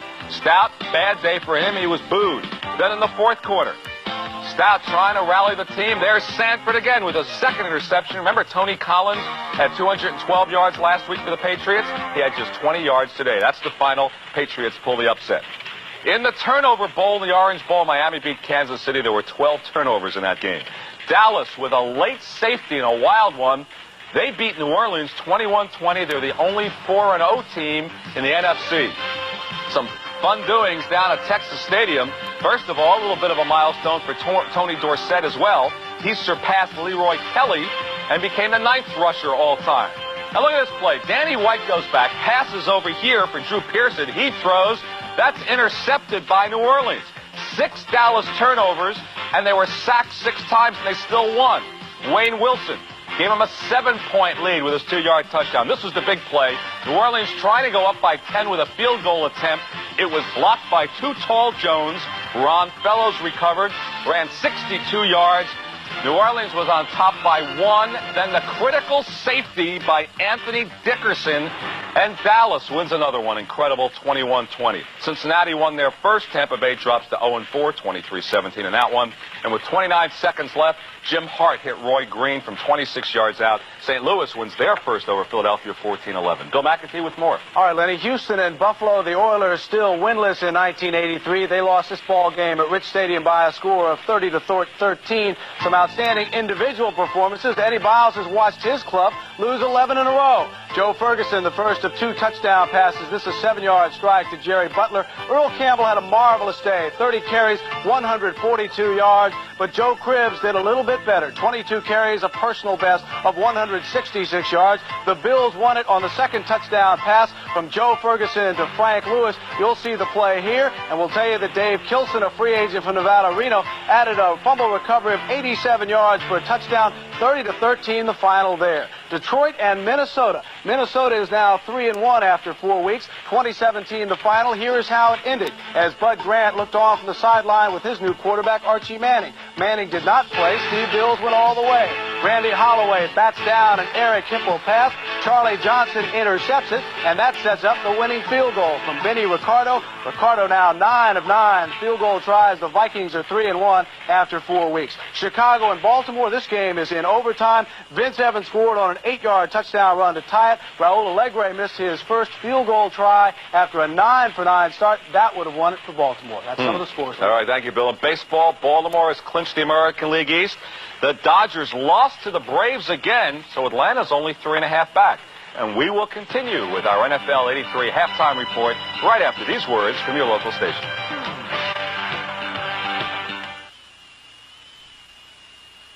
Beginning Monday at 5:30. Be there on TV 24 for the next step in television news. News Scope, bringing information to life with people-oriented reports. There's nothing like it on television today. Beginning Monday at 5:30 on TV 24. Be there.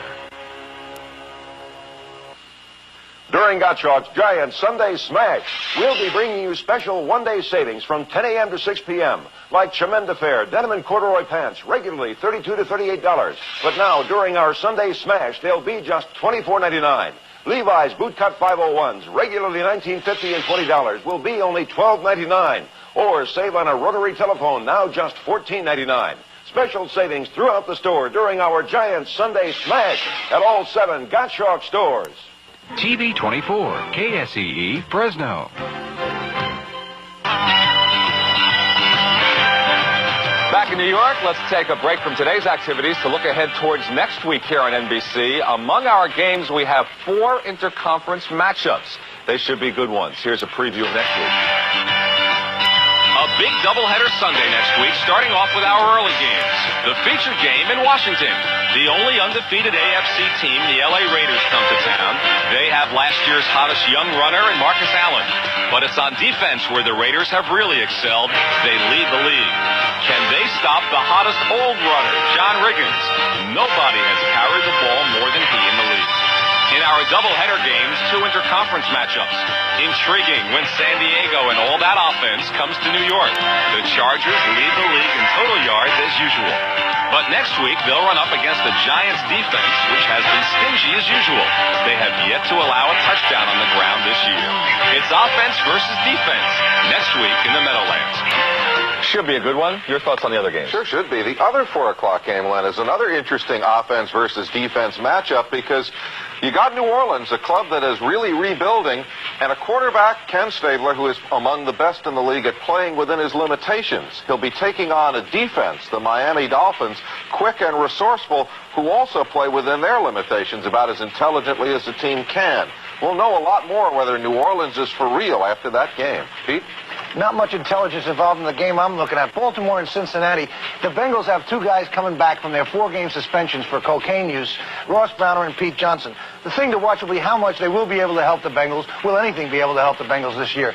In the case of Browner, they do expect some help. In the case of Pete Johnson, who often gets out of shape, word is that he may come into camp resembling the Goodyear blimp. Yeah, we've heard that. Okay, thank you, Pete. Ahmad Rashad, your thoughts? Before I get to my game, I'd just like to make a statement about talent. I read so much about talent these days, and you've got to have more than talent to win at this level of football.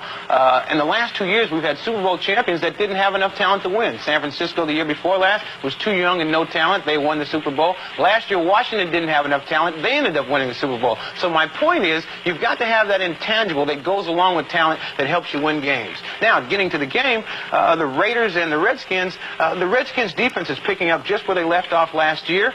Joe Theismann in his tailor-made offense is playing extremely well. And he's one of the best at picking apart defenses. And he'll have to be at his best because the L.A. Raiders are one of the most physical teams in all of football. And they have an offense with Jim Plunkett and Marcus Allen that just seem to keep getting things done. This could be a preview of Super Bowl 18. All right, something to look ahead to next week. Thank you, Ahmad. So that'll do it for now from New York. Our halftime activities will continue in just a minute.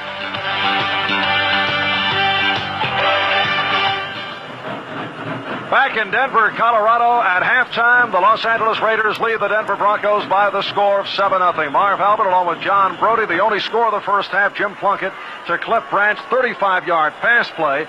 And for the rookie John Elway, it has been an up and down first half. The stats show 6 for 11, 71 yards, but he also got rocked in that first half. Well, Marv, I don't think it fools anybody, and particularly John, that today is a very difficult day indeed. They started out trying to run the ball on the ground. They had a little bit of success, but not very much. No points on the board.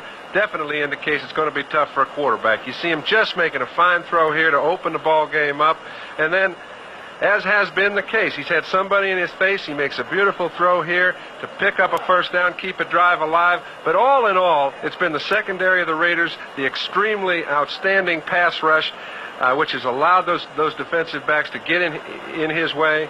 And right here, John he takes a lick that he will remember for quite some time. Another rookie, Bill Pickell from Rutgers, hits him just as he lets go of the ball, the most vulnerable time for a quarterback. John has a great future, but today it's been very tough. All right, so at halftime, it's the Raiders over the Broncos by the score of 7-0. We'll be back with the second half right after these messages from your local station.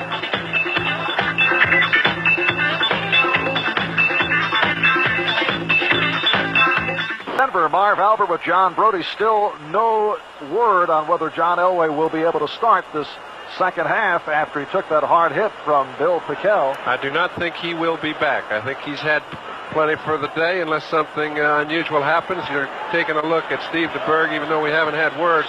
It's not too hard to tell. He's warming up like he's going in. And here's an example where statistics do not necessarily tell the story. Nope, neither team has done much offensively. Both teams have played well defensively. It was simply a turnover that put the Raiders in a position to score, and they took advantage of it. They've only been in position once and scored. Denver's had an opportunity 4 or 5 times and couldn't get it in. All right, Chris Barr getting set to kick off for the Raiders. Zach Thomas and Steve Wilson are the deep men. That's Wilson on the right and Thomas, the rookie, on the left. Raiders lead at 7-0. Plunkett to Branch. 35-yard pass play, and that has been it.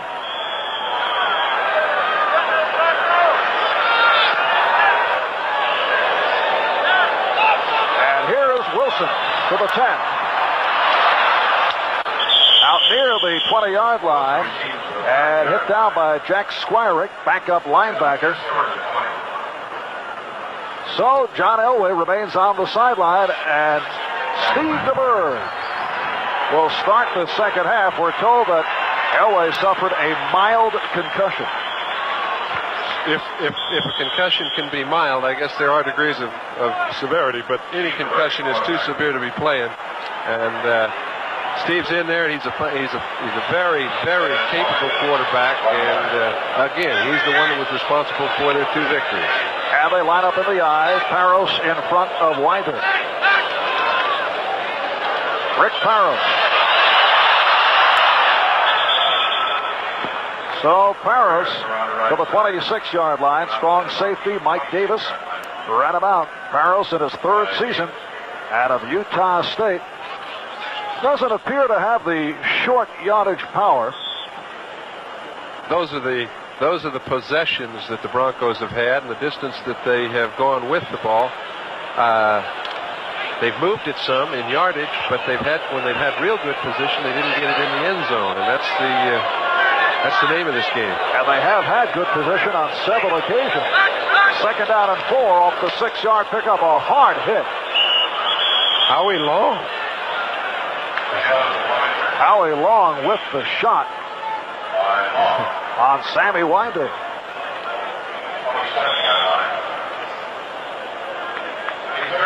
There's Long, 3rd season out of Villanova. Man to replace John Matuzak, stepping right in. Solid player. And long plays that intimidating style game, similar to Lyle Alzado. He sure does. And he's a young one. 3rd down and 3. And the Bird swinging it for Winder. Incomplete.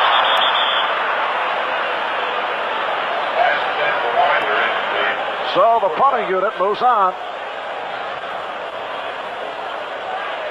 Taking a look at Winder coming out of the backfield, what you'd like to do is give yourself a little more room. Whenever you turn that way, turn all the way around, your pattern is disjointed. And what he will have to do is run a little bit better route under control, bowing back, give the quarterback a little bit better angle to hit him. He'd have taken that ball in stride and picked up a first down. Pressbridge back at his 12. And here's Pruitt at his 30. Just did get it away and gets the good hang time. Pruitt called for the fair catch. Fair catch by Pruitt. That's the 39-yard line. So ball is spotted at the 39-yard line. It's a 33-yard punt, but not allowing the run back. And the Raiders take over. 1st and 10 at their 39. That's not up to Luke's standards. And here's a man that looks like he's had about all he's going to have for the day. Somebody mentioned his knee is bothering him, and he will not be playing anymore. He had an active first half. Got into a scrap. Got involved with Keith Bishop in the first quarter. Came up with a sack. But the word is he probably will sit out the second half. And Plunkett to put it up. Barnwell. Malcolm Barnwell. 3-year man out of Virginia Union. Stopped by Randy Gradishar. The Raiders, throughout the game, have averaged under a yard on first down. And that's one of the few times that they've thrown the ball on first down. They've been trying to control it with the run, and what they've done is made very few first downs and no yardage at all on first. So 2nd down and 4. Bonnie Chavis is out for the rest of the day now for certain with a groin pull. We mentioned the injury in the first half. Marcus Allen, who has been contained thus far. Now let's go back to NFL 83 for an update. Thank you, Marv Albert. Here's the catch of the day. Dan Fouts back to pass for San Diego. He has Wes Chandler working Rod Perry. The tip, spin around. Chandler grabs it for the touchdown. San Diego now within 4. Back to you, Marv. Thank you, Len. Marv Albert with John Brody from Mile High Stadium, Denver, Colorado. Usual sellout here for the 95th consecutive time. And a timeout called by the Raiders. Plunkett had a little confusion, Marv. You can hear the discussion coming out of the huddle, and I guess he feels the best thing to do is just take a little timeout, go over and talk about it with Tom Flores. They'll come up with some answer. On the other side of the coin, there's Dan Reed.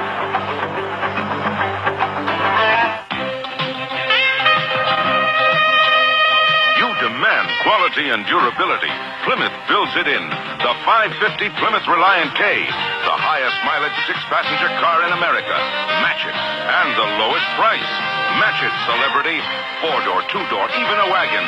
Match it, Tempo. The 550 Plymouth Reliant K. Backed with a 5-year or 50,000-mile protection plan.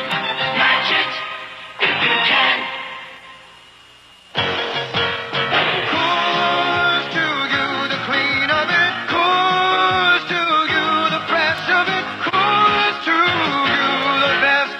The clean of the Rockies, the fresh of the Rockies. Brewed the Coors way, natural and pure. Coors to you, the clean of it, all night through, the fresh of it. Rocky Mountain Gold, you got it. The best of the Rockies is yours. So the Raiders have talked it over. And here they come to the line following the timeout. A 3rd down and 2. Crowd urging on the defensive unit, which is now hard hit by injury with Barney Davis out. Ulon Jones out of action along with Bob Swenson. Kenny King for elongated cleared down to the 35-yard line, covered by Randy Grattershaw. Another update is upcoming now from NFL 83. Let's go back to our studios in New York. All right, Marvin, Baltimore in overtime. Raul Allegre from 33 yards away hits it, redeems himself for an earlier miss. The Colts, who were winless last year, are now 2-2. Back to you, Marv. All right, Len, 18-yard pass play by the Raiders. First down at the Denver 35-yard line. And here's King. Big hole. Kenny King to the first down marker. Tripped up by Steve Foley, the free safety. Marvin, happens so often. After you've thrown the ball on first down, then you get a first down. Coming back, the linebackers are generally just a little less able to have the certainty to fill those holes. King found one of the few holes that has been there today, picked up what appears to be a first down. We've got a man on the field in a orange and white jersey, and it doesn't look good. Don Latimer shaken up. And you notice that Denver is wearing the white rather than the orange at home. They will do so until late October. You see Latimer heading back to the sideline. Dan Reeves feels the white uniforms reflect heat and will keep the players cooler in the warm weather. He feels that the white jersey can make a difference of some 10 to 15 degrees in temperature. Well, I'm glad it's not superstition, because I never really bought that, because sometimes you just have to wear the other jersey. If the other team knows it, they're going to insist on it every opportunity they get. Well, supposedly dark colors attract heat. It has not affected the Raiders at all. Second and 1. It was just short of the first down. And Plunkett has picked it up. Grattershaw on the stop of Allen. And his forward progress is marked out of the 23-yard line. So a first down for the Raiders. They lead it 7-0. We have 11 minutes remaining in the third quarter. And so far, as we watch Marcus Allen go back to the huddle, you remember he has only been stopped once, and that was by Cincinnati a year ago. Today, he is being held in check very well by a very stubborn Bronco defense. Allen and King are the running backs. Now Allen followed King. And a flag is thrown on the far side of the field. On the left side.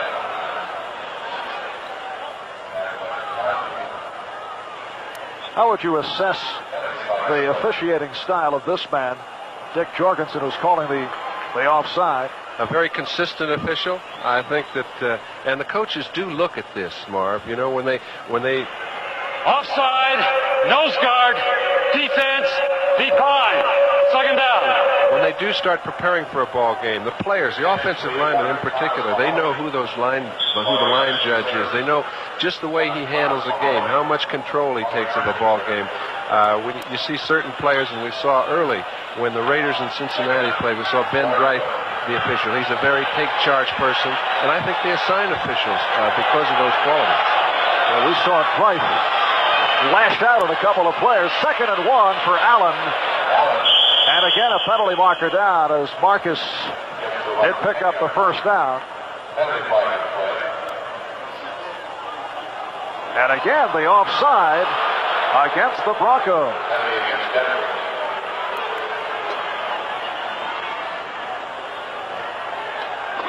So the Raiders have picked it up.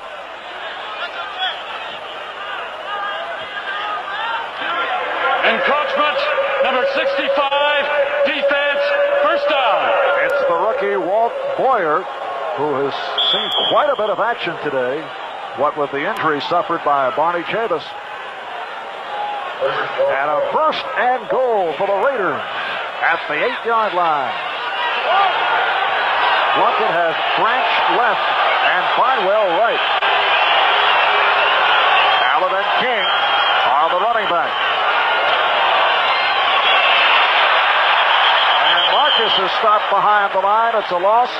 Reuben Carter, the nose tackle, number 68 on the play. That is the tough way to make yardage. Reuben Carter and Don Latimer, the two nose guards that alternate, have done outstanding jobs for years, and they've just kind of been taken for granted. They're so outstanding. When you make a play like this, you penetrate past the line of scrimmage, bring a back like Marcus Allen down for a 2-yard loss. That's a great play. And it's a 2nd and goal from the 10.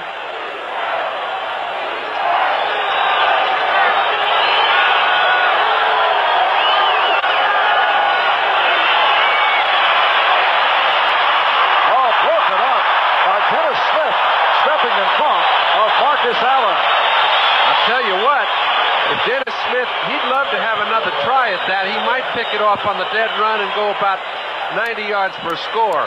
He was in a good position to make the play. The ball was actually thrown a little bit with a little less on it than you would assume. Here's Jim kind of double pumped it out there. If Smith had one more shot at it, if he picked it off, he was gone. Dennis Smith, the man who took over for a Denver great, Bill Thompson.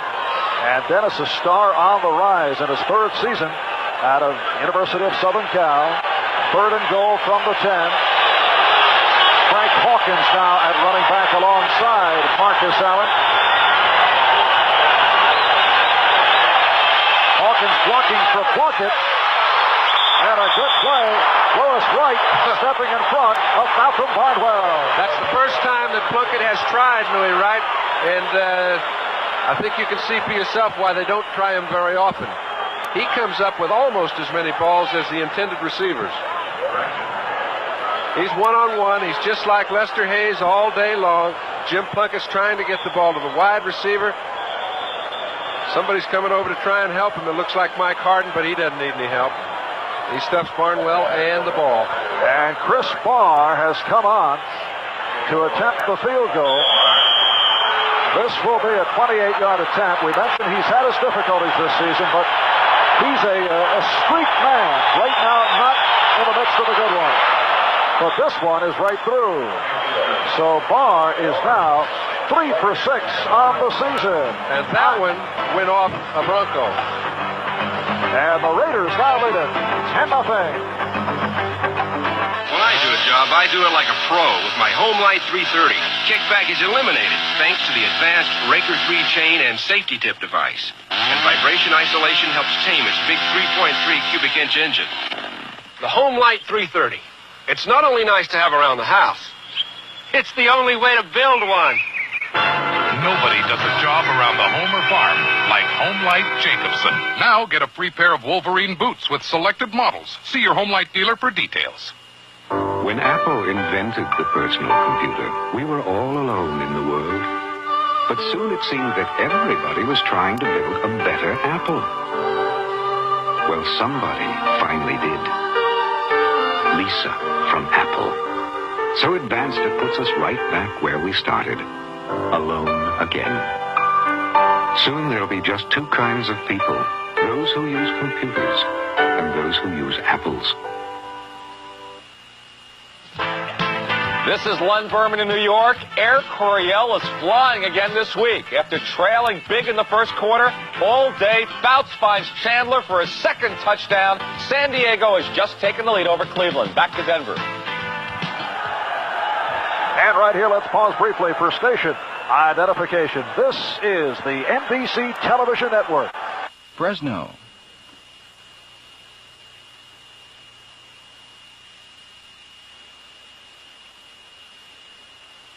See if he puts this one out of the end zone. And Zach Thomas once again staying right there. So Barr has kicked very well today. Good decision, Marv. Generally, if you get the ball more than 2 or 3 yards deep in the end zone, stats will tell you that you don't get it out past the 15-yard line very often, and it's much worse to have the ball inside the 15 than it is good to get it outside the 25. So I think he used good judgment. And the Broncos now 1st and 10 from their 20-yard line. 5.5 gone by, 3rd quarter. They are trailing 10-0. Barros and Winder are the running backs. Steve DeBerg, who came on for John Elway, who got rocked in the 2nd quarter. This is Winder. Beautiful run for the first down. And more. And McElroy on the tackle. Sammy Winder kind of picking his way through holes. Well, because it didn't look as if there would be one, but it was a little trap block by the tight end right. Now take a look, number 87 in your picture. he had to wait for Wright to get by him, get on the middle linebacker, and when he did so, a hole created for him, and he picked up a nice gain. Now, that was just an outstanding tight end play right there. 18 yards on the play, and it's a first down at the 39-yard line. That's Poole in motion. And DeBerg throws the middle. Penalty marker down on the reception by Watson. But a flag down in the Denver backfield and a holding call against Denver. Very well thrown ball, nonetheless. DeBerg put it over the top of the linebackers, came softly into the only hole available. Watson got down low and picked it up for reception. When it's going bad, sometimes it just is hard to stop the train.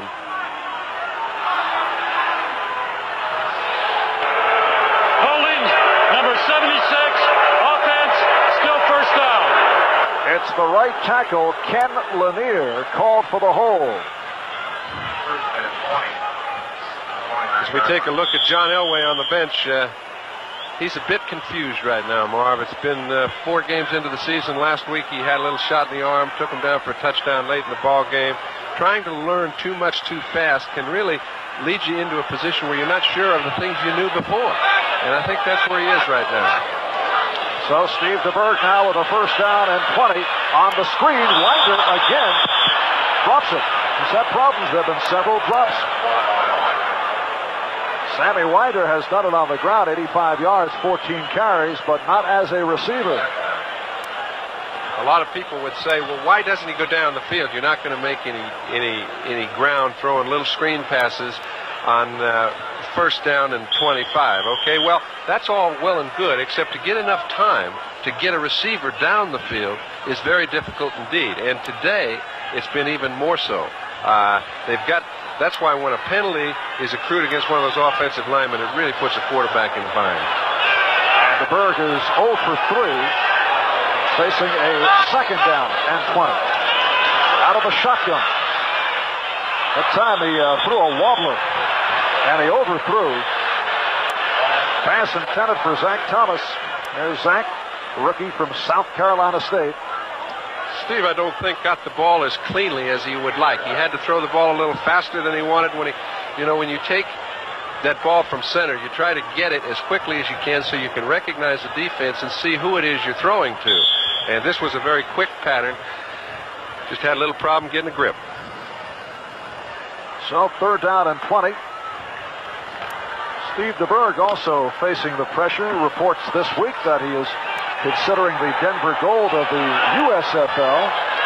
Many reports concerning Steve DeBerg this week. We mentioned the unusual contract. And DeBerg is sacked. That time he tried to get a pattern down the field, as we discussed. It's just that tough. He didn't have enough time to get his receivers 20 yards down the field before those outstanding defensive linemen for the Raiders were sitting right in his face. And Greg Townsend, the rookie from Texas Christian, getting to the quarterback. So again, the Bronco offense is negated. And again, we see Luke Prestridge. This time back at his 5-yard line.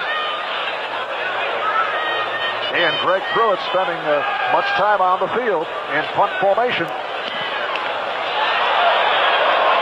This time gets some distance. Here's Pruitt, 30-yard line, 40.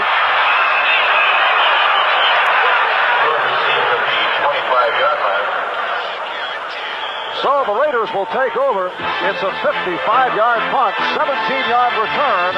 Raiders will have the football, leading 10-0.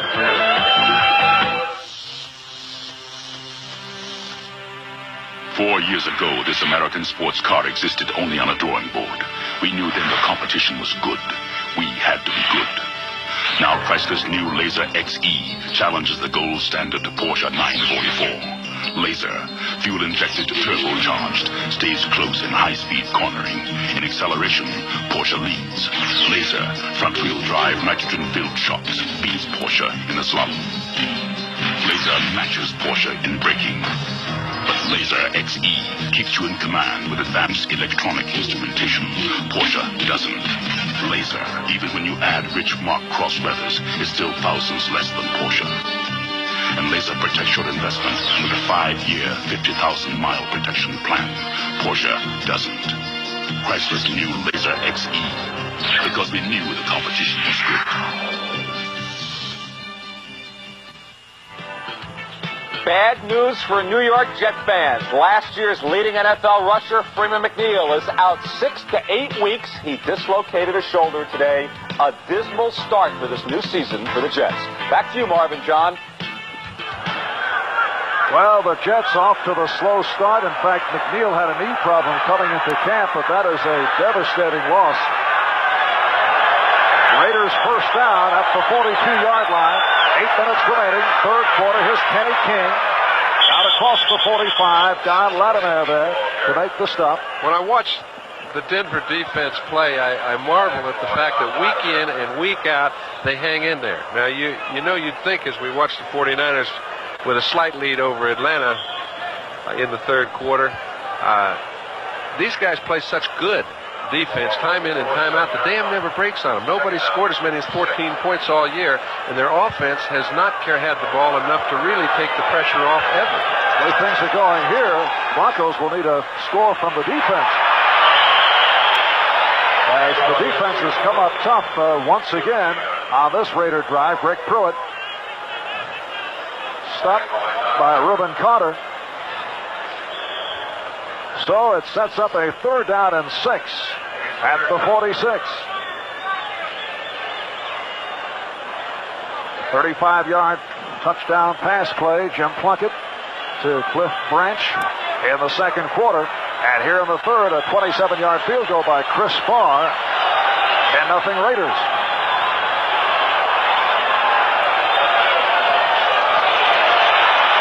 Big rush on Plunkett. Oh, you'll describe that pass in a moment, I know. Kenny King picking up the first down. Little shovel toss by Plunkett. Well, we discussed it earlier that you might see the ball coming to you from any angle with Jim Plunkett playing quarterback. And the reason being he's always alert to where his backs are. He knows Kenny King's out there trying to help him. You see, King is out there pretending to block, then slides off. Well, that's a real good release for a quarterback. He knows if he's in trouble, if I find King, he'll be looking to me for a short pass. He does, picks up the first down, and that's the kind of coordination that keeps drives alive. It works. That's out of the repertoire of Joe Kapp. Yep, we were talking about the Jets having a bad break. The defense took over. Jerry Holmes ran in an attempted field goal attempt, 57 yards, and their game's tied. All right, here's the swing for King. Kenny King, who's had an outstanding third quarter. Run out by Randy Gradishaw. King has done it both on the ground and as a receiver. Kenny King in his 5th season out of Oklahoma.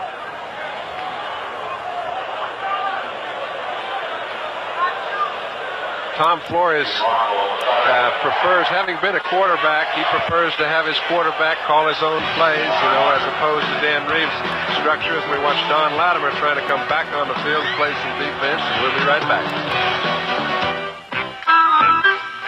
It's easy to forget Valvoline was the first to show you how to save money by changing your own oil. And it's easy to forget Valvoline was the first to put 12 quarts in a handy carry-out case. And it's easy to forget Valvoline is the choice of leading race drivers the world over. Yep, it's easy to forget all this about Valvoline, as long as you remember Valvoline is everything you need in a motor oil.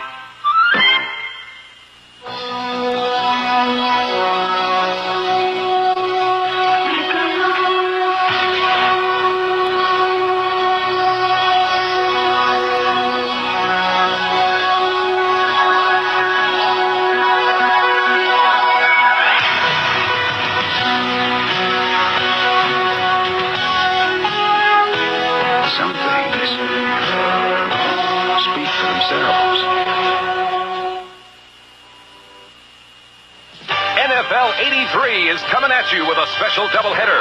The LA Raiders take on the Super Bowl champion Washington Redskins, or the explosive San Diego Chargers battle the New York Giants, plus hard-hitting regional action on NBC.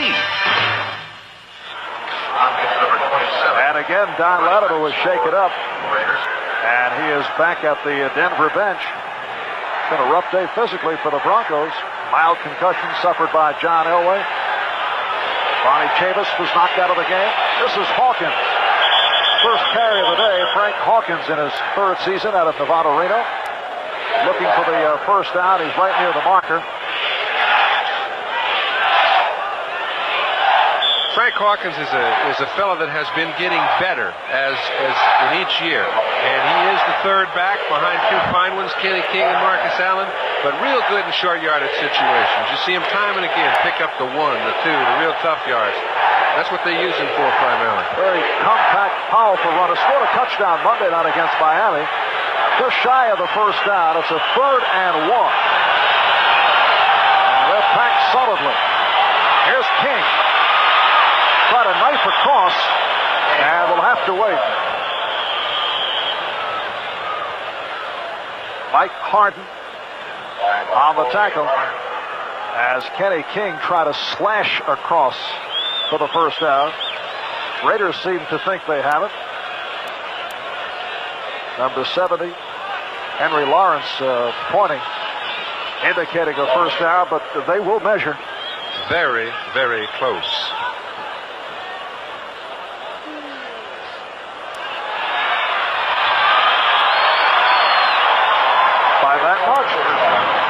About 6 or 7 inches. It'll be interesting to see whether the Raiders want to have a go at it on 4th down, keep their drive alive. It's a little far to be kicking a field goal. And that is a very dangerous play in a close game. We saw one picked off, one blocked back in Shea Stadium. Holmes ran it in for a touchdown. I think if I'm Tom Flores right now, I have a go at it on 4th down. Try to keep the drive alive and put points on the board. And the Raiders have had success in this situation. Jim Plunkett hanging in there, so they will go for it. 5.5 remaining, 3rd quarter. And Tom Flores and his Raiders looking to make it a record of 4-0. They lead 10-0. He always has the look of a guy that knows something I don't.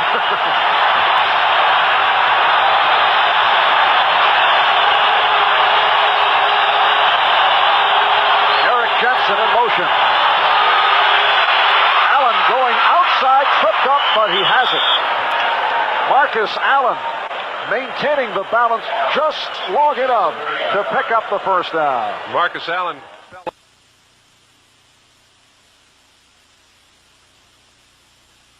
down at the 16. Hawkins inside the 15 and gang tackle. Look at the arms on Frank Hawkins. Now that is a big, small man. 5'9", 210 pounds. It's a 13-yard line. Second down and 7 as Hawkins picked up 3. As you mentioned, Marcus Allen did have the wind knocked out of him as he ended up on top of the football a moment ago. So Tom Flores going with a combination of Hawkins and Pruitt.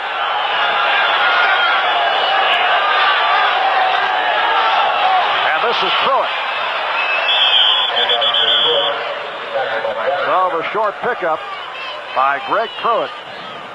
He is averaging just under 8 yards per carry. They use him in situations where when he does get the ball, they're trying to get him on a trap, or like you see here, it's a draw play. Well, he gets through a hole, and he's liable to break it for 25 or 30, and he's done that on 2 or 3 occasions, and that's why his average is up to 7.7. One of the NFL's top all-purpose backs, Greg Pruitt. 3rd down and 4 at the 11.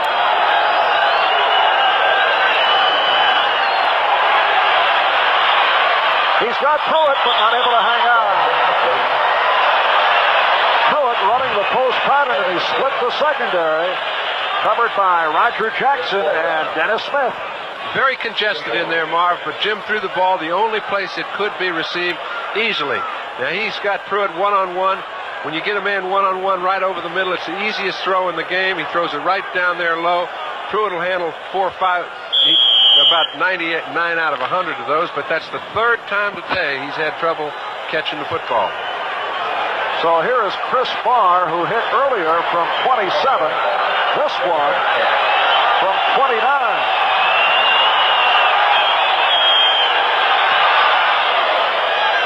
And Barr disconnected again.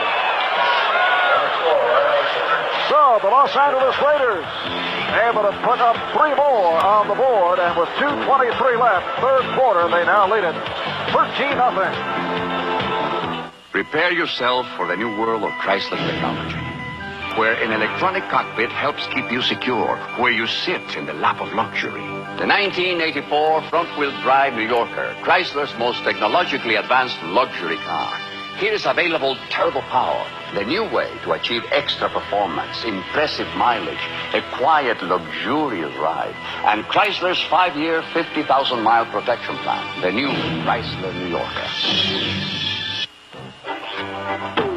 If you run a small business, profits can get squeezed when inventory doesn't match up with production. What you need is a tool for modern times, the IBM personal computer. Not only can it help you plan ahead, it'll balance your books and give you more time to make dough. And the cost? That's the icing on the cake. Your own IBM personal computer. Try it at a store near you.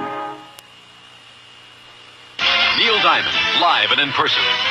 Dolly Parton, live and in person. Over 50 great stars doing what they do best, live and in person, starting Tuesday. Los Angeles Raiders going 47 yards, 12 plays, and they conclude with the 29-yard field goal by Chris Barr to take a 13-0 lead. The kickoff by Barr. This is Wilson, and he will stay there again. Boy, it's good discipline not to come out when you're 7 yards deep, but it's very tough also because most kick returners only get an opportunity to get their hands on the ball during a kick return, show what they can do, and it's very tough to stay in there. Particularly when you're trailing by the score of 13-0 and you're looking to get something going. Still the best play. Denver now, 1st and 10. From the 20, you just saw the stat on DeBerg. He's 0 for 5 since coming on for Elway. He has Watson right and Upchurch near side. Winder on the slant out near the 25-yard line.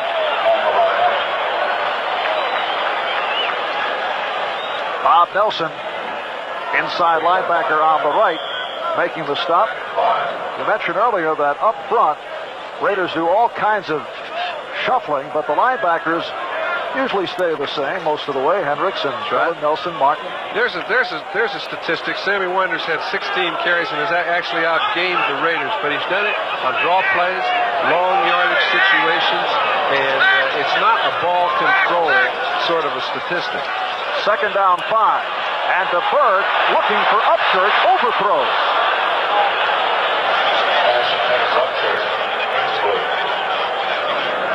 Lester Hayes, Ted Watts in pursuit of Rick Upchurch. Word from the Raider dressing room that Marcus Allen has a bruised hip. So he is heading back to the dressing room, and no word on whether he will return.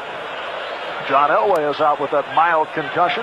Taking a look at John, he's trying to find, since DeBerg has come in there, it hasn't changed much. And there are no miracle men. You either have a group of offensive linemen that are moving people around at the line of scrimmage and they give you an opportunity to do what you would like to operate with, or they don't. And today they're getting beat at the line of scrimmage. And when that happens, you don't put many points on the board. 3rd down and 5 from the 25. And DeBerg hit down. Another sack by the Raiders, this time Archie Reese. That's 4 for the Raiders, the second by this guy, number 74, Archie Reese. Tell you, Howie Long was the man that made it possible for Archie to get that sack by forcing DeBerg out of the pocket, going right straight up the gut. Archie and Howie played a little game. You see number 75 coming right at DeBerg, and Piquel also. So they met him back at quarterback. And Luke Prestridge now back in his end zone. Greg Pruitt is back. Oh, Prestridge in big trouble, able to get it away. And here's Pruitt midfield. Pruitt down to the 30 and pounded out across the 30. A flag is down. I don't think I've out of a guy the quality of Luke Prestridge. He went to kick it, and the ball just kind of fell out of his hand. He didn't move his leg. He got a good bounce and was able to kick it again. But when you do that, you're going to have some linemen downfield. Now, I know they're supposed to hear the thud of the ball, but how do you do that if you're down there as an up back? They're gone. They expect it to be gone, and so are they. Ineligible downfield on the punt, number 55. Offense, decline. First down. All right, Dennison downfield too quickly. Prestridge did get a 41-yard punt away. It was nearly blocked by Derek Jensen. By the whole group. He actually stiff-armed Jensen out of the way. Yes, it has been a long day for Dan Reeves and his Denver Broncos. There just are no secrets. He's looking for a play. It's pretty tough if you're losing the battle up front. Here are the Raiders at the Denver 28, first down. Plunkett had time.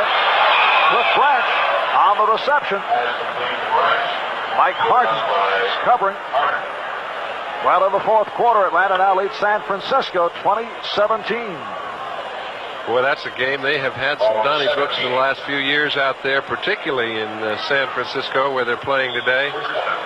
Steve Bartkowski's become one of the top quarterbacks in that game, and I really think he's about ready to take Atlanta somewhere. All right, first down at the 17-yard line.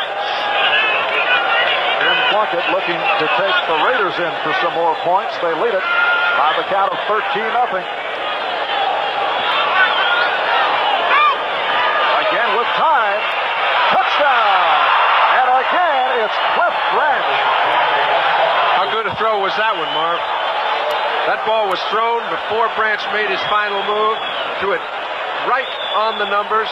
Allowed Branch to catch the ball in stride. It looks like it's so easy you can do that every time, all right? But the skill involved in this play is to be able to read your receiver and his move so well that the throwing lane is there. You put it right where it has to be thrown. You know it's going to be caught. You know he's going to move in that direction at a specific time, and those two have worked beautifully on two plays today. Earlier from 35, this from 17. Mark Wilson will hold for Chris Barr.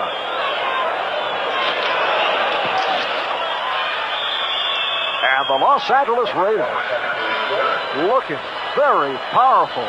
Some thought they might have a letdown coming off the short work week, coming off Monday night. Not the case here today. They lead it by the score of 20-0. A lot of people mentioned, it's time for a letdown, and I think that had something to do with the fact that the Raiders were only favored by 3.5 or 4. But I do think that the Raiders have a group of people, and their coaching staff is such that they're not going to let them have. They're going to stay up. They know what it's like to be on top. They've worked real hard to get there. And I'd say if there is one group that consistently plays at the top of their ability, I'd say the Raiders do. Looking to make it 4-0 to remain as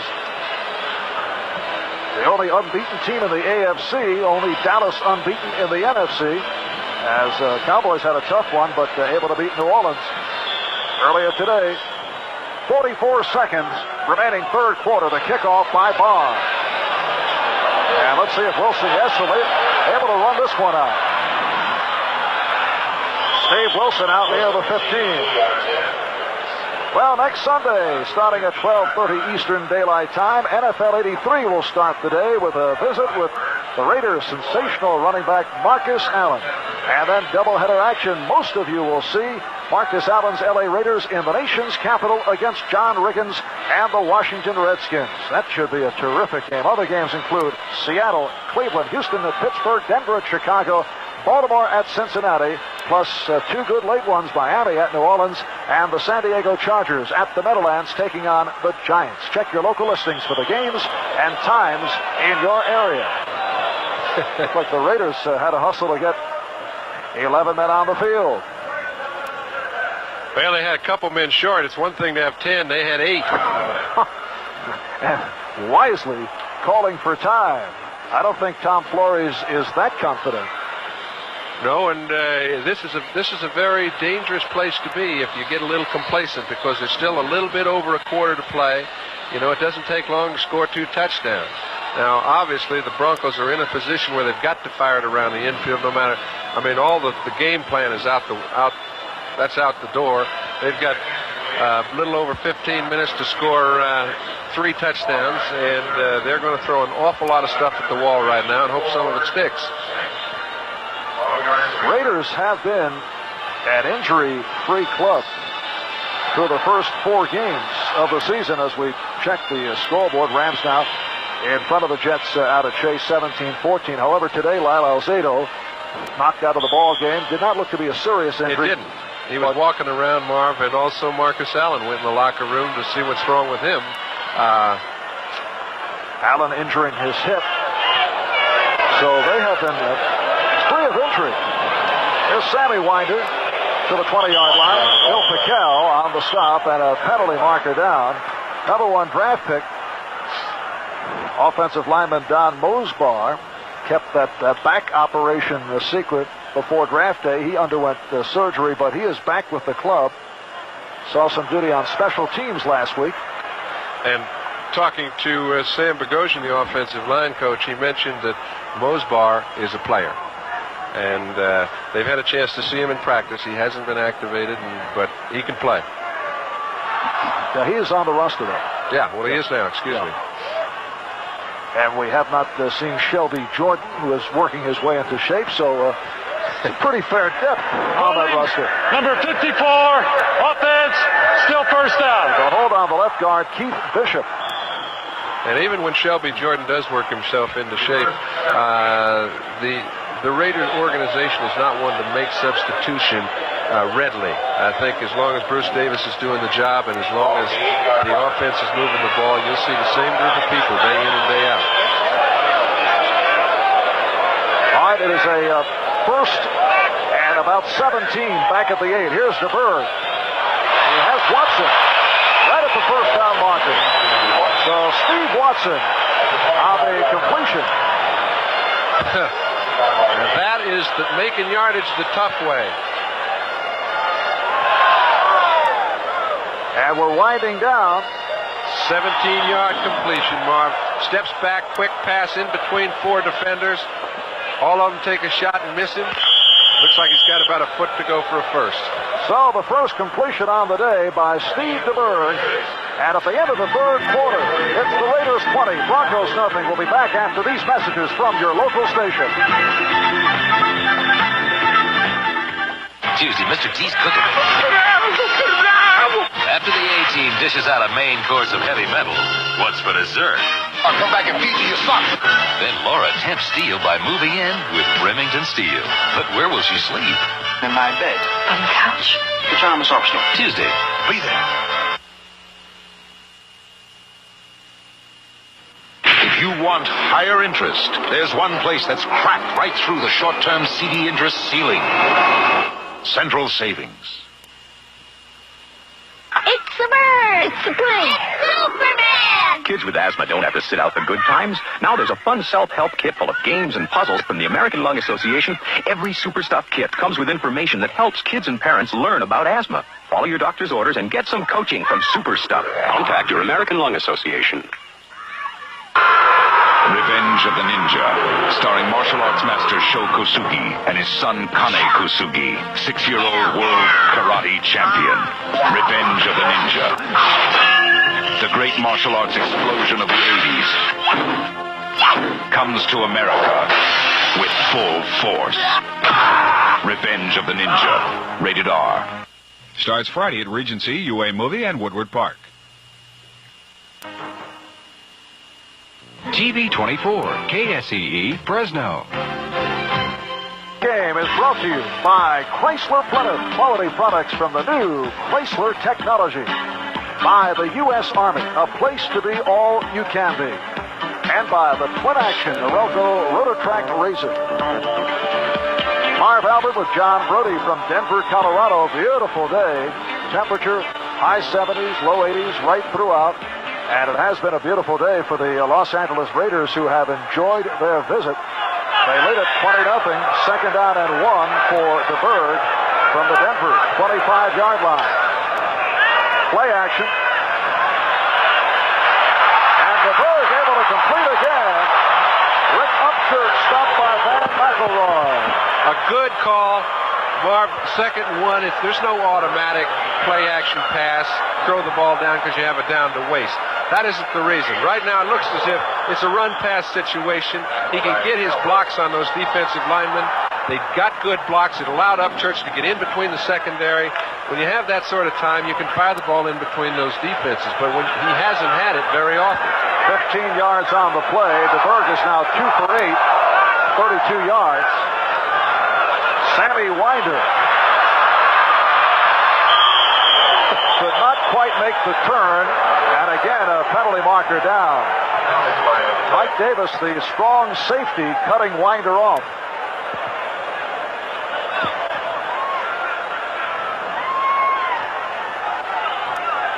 And it's been a busy day for the officials. And the clip called on Denver. Happens so often, too, it's hard to get yourself out of the habit of trying to get low and get down on a defensive back. And now the rules state that you must hit him above the waist, cracking back. That's what he did, and he went a little low. And Reeves discussing the call. He doesn't like it. He's saying he was outside of the area where he can't hit him low. He might have a point, but it's 15 yards anyway. Personal foul, illegal crackback. Number 87, offense, still first down. The tight end, Jim Wright, called on the penalty. And it's a first down back at the 31-yard line. Look at the third quarter rundown. And the Raiders taking command. Not the case in the first half, although they led 7-0, but the Broncos have the better stats for what that is worth. Here's Winder. And a flag down. As Winder was hit by Townsend, the second man coming in. I think that was strange, but it looked as if it was an offensive holding call on number 64. Now, if he did that, he didn't hold him very well. Bill Bryan's the center, an excellent center. That is not being met with much approval up here, and I had a little problem finding it myself.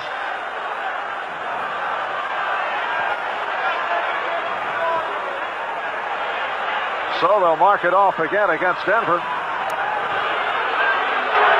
Illegal use of the hands, number 54, offense, still first down.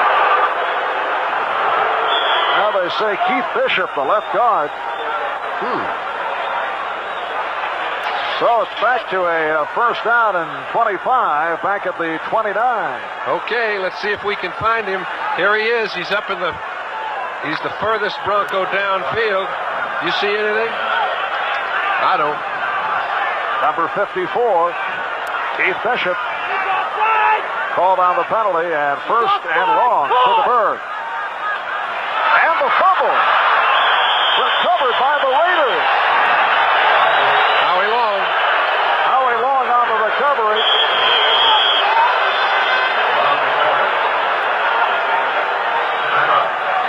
And a timeout has been called. A minute gone by in this fourth quarter. Raiders will take over, leading 20-0. Fall's here.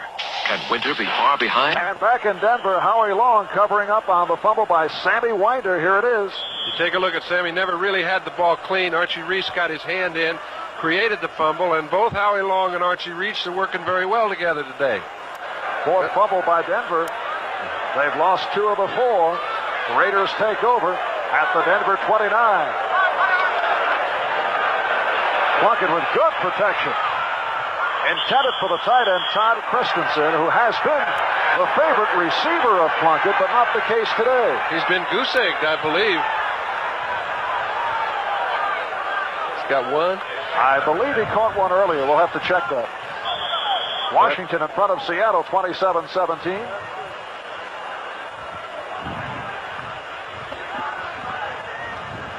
Second and 10 from the 29. Yeah, Christensen caught one right at the start of the game for 4 yards. That's been it. And here's Greg Pruitt heading to the 28-yard line. Short pickup stopped by a combination of Jim Ryan and Dennis Smith. It'll be a 3rd down and 9. Minute and a half gone by, 4th quarter. Raiders have taken over. 35-yard touchdown to Cliff Branch in the 2nd quarter.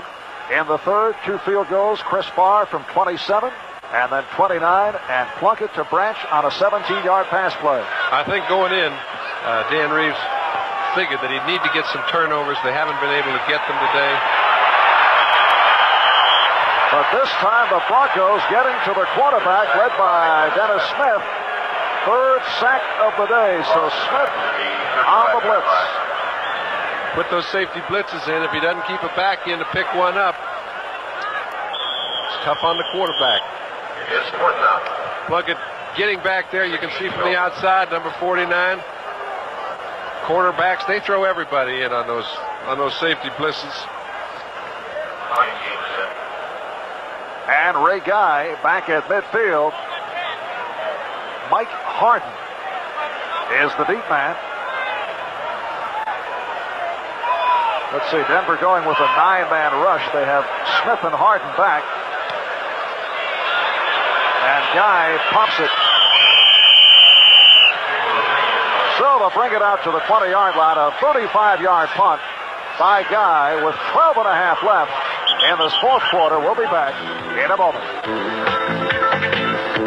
John Brody, Denver, Colorado. The Denver offense has been invisible. They're down 20-0, 1st and 10 from the 20. What does Steve DeBerg do? Well, the obvious statement is he finds a 21-point play, but I don't think they have one. It's like if you're not winning at the line of scrimmage, and we've mentioned it how many times today, what you can do to get back in the ball game is limited. He's going to have to try and get the ball off anyway, but it'll be tough. Well, they go to the ground. Sammy Winder, good second effort, breaking tackles and battling his way for the 1st down and some more. Matt Miller, number 55, answering. Not pleased with Winder breaking a couple. It's a 13-yard run. I think the effect that play could have, though, is that I think Denver needs something to pump them up, to get their linemen enthused. And Winder has broken a couple of plays today. This is one of them. Made fine runs after it looked like it was all clogged up. He's broken some tackles. He's made over 100 yards rushing. They still haven't got any points to show for it. He cannot do it all alone. Broncos 1st down at their 35-yard line. Watson is left, Upchurch right. And Winder again. And fans not happy with the ground game. Rod Martin on the stop. They still feel they're in it, okay? They want to take a shot. Let's have a go at this thing. If we lose 34-0, so be it. But let's put something up there. 2-yard pickup, 2nd down and 8. Lester Hayes is just having the ball. He hasn't really been very busy today. Again, Watson left, Upchurch right. And now DeBerg on the screen. Did not develop very well. In fact, Winder took a pretty good pop from the linebacker Nelson as he tried to get outside. You cannot get your backs out. You cannot throw screens. And that time, the 2 inside interior defensive linemen spotted it and held him up. Good play by Bob Nelson. And it's a 3rd down and 8. And here are the Raiders able to just sit back and play this one. You know, it's funny. I'll be interested to see what they do on 4th down. It's getting to the point where they've got to make a decision if they're making a try to win the ball game. If it comes up 4th and 6, I'd have a go at it. Would you? 11 minutes left. I'm not the coach. All right, John. And here's DeBerg, and he completes for the 1st down to Steve Watson. So we will not get a chance to see if Reeves would gamble. Ted Watts on the tackle. That was a real nice throw by DeBerg. He held it as long as he could to allow Watson to get into the secondary and run his pattern. He threw the ball just before he made his final move and right where it had to be thrown. 15-yard pickup. DeBerg is now 3 for 10, 51 yards. Came on for John Elway. Those of you may just joined us. Elway forced to leave after taking a hard hit from the rookie Bill Pickell. Look out. A hard hit that time.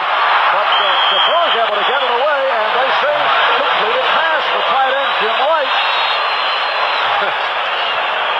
But a very short pickup off the fade back by DeBerg, and he was really hammered. Probably the nicest catch he'll ever make for a 3-yard gain.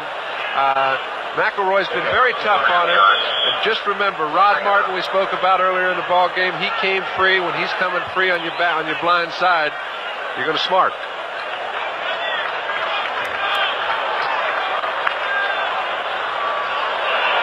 So a second, about 7.5 out of the 45-yard line. Ron Egloff now at tight end, replacing Jim Wright.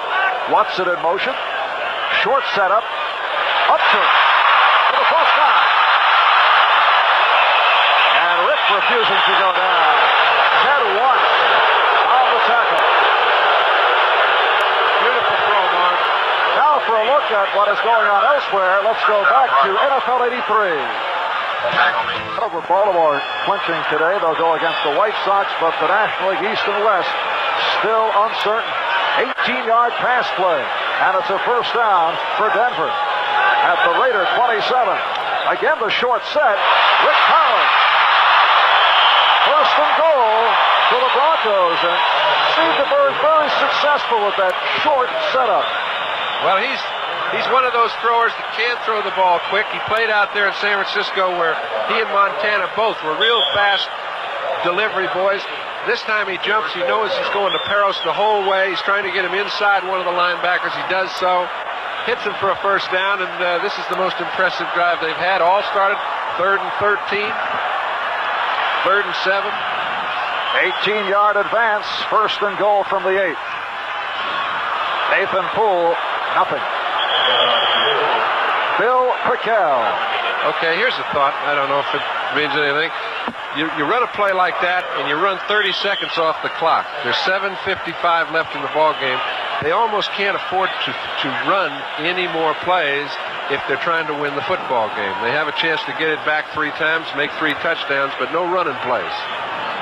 And you saw the graphic. The Raiders have not given up a rushing touchdown this season. They've allowed only 3 points in the first half through the first 4 games. DeBerg throwing that off the mark.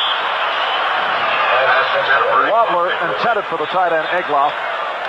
And McElroy covering on the play. Well, Mike Davis was on a safety blitz. He came late.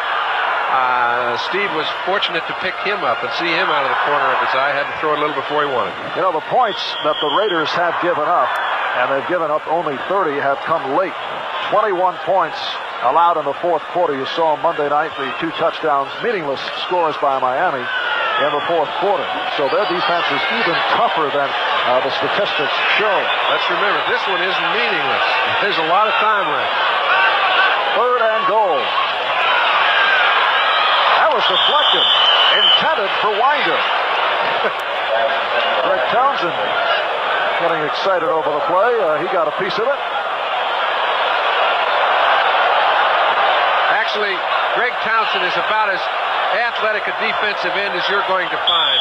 He's agile, he's tough, extremely strong for his size, and he's got his eye on that quarterback. Now, when you can get caught up in the pile and still keep your eye on the quarterback, you can do some good. That was a great move because Townsend was in the air, committed himself to his right, and was able to lunge to the left. You'll see it again. You got it, exactly. If he doesn't put his hand up and get a piece of the ball, it's going to be a sure completion and a possible touchdown. So it's a 4th and goal. And penalty markers down. False start, number 60, offense. And it's against the Broncos, the right guard, Paul Howard. You can see how fast a guy that's alert can get off that line of scrimmage. As soon as your guard moves at all. And you see number 60, Howard moved a little bit. Townsend's off. McKell's off. Start, number 60, offense, still 4th down. And it is now a 4th down, 4th and goal, back at the 13. Dan Reeves, in his 3rd season as head coach of Denver. First year, that impressive 10-up, 6-down, just missing the playoffs. Last year, Broncos dropping to 2-7 and facing a 2-2 record this year. And the bird looking for Watson. Deflected away by Otis McKinney.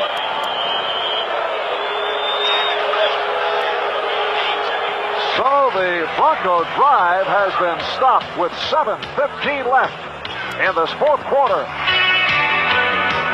John Elway forced out, suffering a mild concussion as he was hit hard by Bill Pickell. Steve DeBerg coming on. He led the Broncos up the field, but the drive is stopped by the Raiders. They take over at the 13. Here's Pruitt sitting for a yard. Carl Mecklenburg, rookie out of Minnesota, making the stop. 75,103 tickets sold today. Only 814 no-shows, so a 95th consecutive sellout here at Mile High. And the 49ers beat the Falcons 24-20. How many times do they have those fantastic finishes out there at Candlestick Park? Montana must have put another one on them. Second down play. 2nd and 8. Chester Willis, third-year man out of Auburn, getting the call, his second carry of the season. There he is, number 38. Had a good preseason, average about 4 yards per carry. So Tom Flory's now doing some shuffling with the 20-0 lead.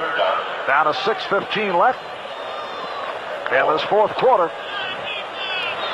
Now has a new acquisition, Don Hasselbeck, in the lineup. Hasselbeck did play some double tight end situations on Monday against Miami. 3rd down and 4. Here's Willis again. And Willis able to dart for the first down, but a flag is thrown. Steve Foley on the tackle. Hey, it looked like a holding call on the offense. He called it on number 27, I believe, Frankie Hawkins. But nonetheless, it doesn't take away from the ball carrying ability. These ball carriers are getting into ball games for the first time right now, and how they play here dictates how long they'll stay.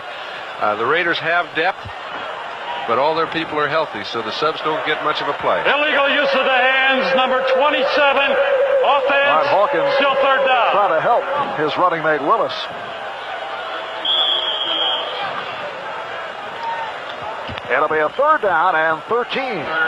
Frank Hawkins and Chester Willis in the backfield. Marcus Allen injured his hip, so has not seen much action in the second half. And Willis on the fumble, recovered by Plunkett. That took a Raider hop. When it's bouncing right, it's bouncing right. Plunkett just happened to be there. Those are the kind of plays that when things are going well for you, you make a great play defensively, you create a turnover, you score a touchdown, you get everybody enthusiastic, and you go in, score 2 more, and win a game you have no business winning. But when it's going bad, you make a great play, and it goes right to the quarterback, and he kneels down, and they punt it out.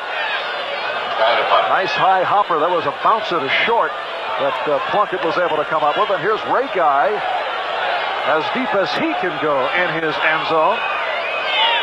That's Zach Thomas at midfield. 5:10 left in the fourth quarter. Raiders taking their time. Just did beat the 30-second clock. Thomas misjudged, and the fair catch at the 39-yard line. So just under 5 minutes remaining. Fourth quarter. 56-yard punt by Guy. The Raiders with a 20-0 lead on the Broncos. Filing out from Mile High Stadium, Denver Broncos facing their 5th consecutive loss, and that would be their 5th consecutive regular season here at Denver. That would be the longest such streak since back in 67-68. Hey, they've had a lot of success up here, and their fans have supported them throughout the whole up and down tenure of the Bronx. First down for DeBerg. Beautiful effort. And it's ruled a completed pass by Watson, wrestling with Hayes. Not way open, but a beautiful catch. That's how tough it's been when they do make those, the long gainers. All right, DeBerg goes back. He does have time to throw. He's getting a little help from his halfbacks. Kept both backs in. Got time to throw. Watson comes up with a fine catch. 10-yard pass play. So first down at midfield.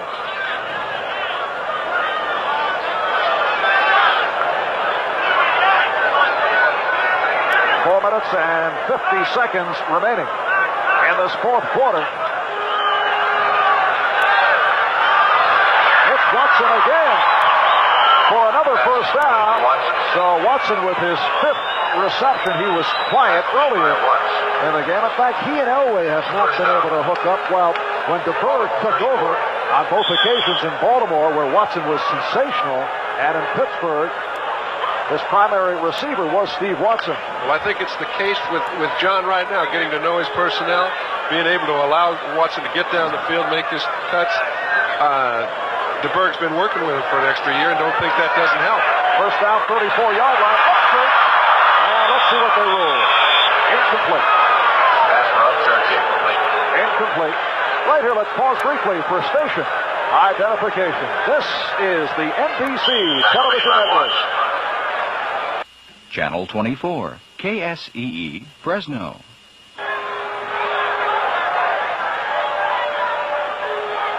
Talking with DeBerg earlier, Marv, he mentioned that he said, you know, if we get enough time, I really think that we can find some area in their seams.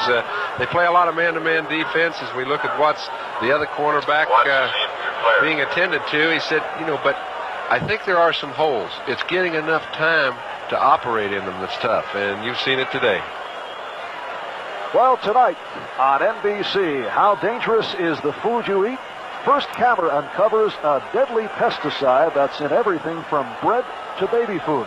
This and more on First Camera, and at 8 o'clock, join hosts Joan Rivers and Eddie Murphy for all the glamour and excitement of the 35th Annual Emmy Awards. That's live tonight right here on NBC.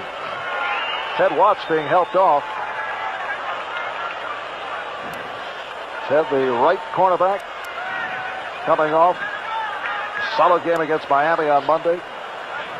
Taking a look at the dejection on the face of Bryson Renner. You know, it's no fun going out there and playing as well as their defense has played and coming off with the losses they've experienced. Set to resume, 2nd and 10 at the Raider 34.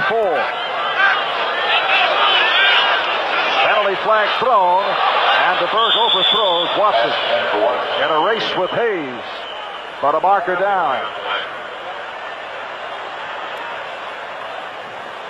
Steve Watson in his 5th season out of Temple, despite that skinny frame, gets the job done. He's been an outstanding receiver. And he's one of those that has good speed, but also has the attention to go in that middle and with blinders on. He doesn't. Illegal motion, number 81, offense, decline. And it's Watson. Watson called for the illegal motion. When he goes in the middle, and all quarterbacks know whether the first look is back at the quarterback or into the secondary. And if you're a receiver, you've got to be able to look at that quarterback first and then feel your way through the secondary, or it's very tough to operate in there. And now for this 3rd down and 10, Watson is to the right. And the rookie Clint Sampson out to the left. DeBerg looking that way. And it's picked off. McElroy on the intercept. And McElroy with the interception again.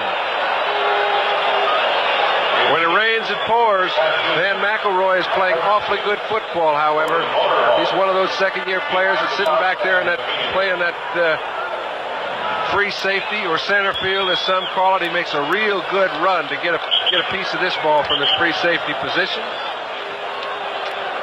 Just DeBerg trying to take any chance at all to get the ball in the end zone, throws it to him on the dead run.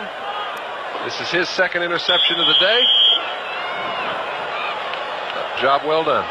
And his 3rd on the season. Van McElroy, who took over at free safety for the retired Burgess Owens, has had himself a big day. First down for the Raiders at the 12. We're under 4 minutes left in the 4th quarter. This is Frank Hawkins. And the second string backfield combination of Hawkins and Chester Willis looking very impressive. Hawkins picked up 8. It'll be a 2nd down and 2 out of the 20. I was trying to see if they had made any substitutions on the offensive line, and they haven't. I'll tell you, they put those fellas out there, and they just forget them, you know. Well, good luck, y'all. Mickey Marvin is back after sitting out a couple with the ankle problem. He was replaced by Steve Sylvester the last 2 games. Again, Hawkins looking for the first down, and against some words between Broncos and Raiders. Earlier we had a flare-up involving Lyle Alzado and Keith Bishop, which was quickly broken up, and we've had a couple of verbal exchanges. That's the tight end, Todd Christensen. Those and dirty looks don't really hurt you much, though. No gain on the play. 3rd down and 2. Yes, sir. Todd's probably a little frustrated. And here he gets pushed right back over the pile by. That's the rookie Walt Boyer.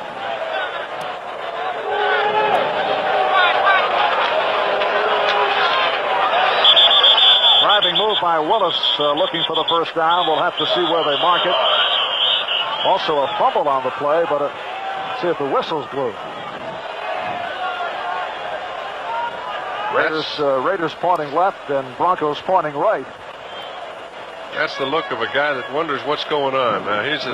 He's generally had things in control when he's in between those yard stripes. All right, the end result of that last play, it was not a fumble. The whistle had blown, and the ball is spotted short of the first down. So 4th down play coming up, and again, the punting unit with Ray Guy dropping back.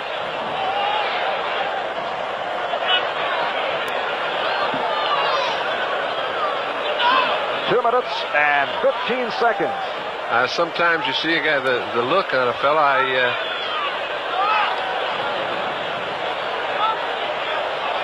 John, I think there will be better days. You're trying to get very deep here. But not much to say, really. I think we've said it. Ray Guy is back at his 8-yard line. But now here's the 2-minute warning. And now here comes another one of those fantastic finishes. Back in Denver, Marv Albert with John Brody. The NFL report is upcoming with Len Berman. A look at what is happening around the National Football League today. Here's Ray Guy getting set to boot for the 8th time. And Zach Thomas is back. Guy averaging 47 yards and has had a good day. Luke Prestridge has punted 8 times. Good rush. Here's Thomas. Out to the 40. 45. 30. Zach Thomas all the way.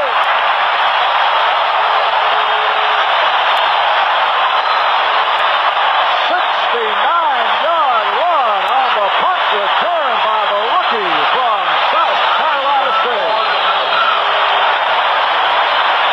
They finally gave the horse a chance to run. Listen, there weren't many people left in the stands to see it, but they sure did miss something. This kid is running in place of Rick Upchurch, who has been for years the best punt returner in this game. He's taken over right where he left off. We've seen him run a couple back in very fine fashion. Watch Todd Christensen. He falls, he gets blocked just as he's trying to make the tackle. And it's all roses from there on in. Zach Thomas had a 42-yard kickoff return against Pittsburgh in the opener. That's the Broncos' longest kickoff return in some 3 years. So the Broncos able to maintain one mark. They have never been shut out here in Denver. And the point after by Rick Collison.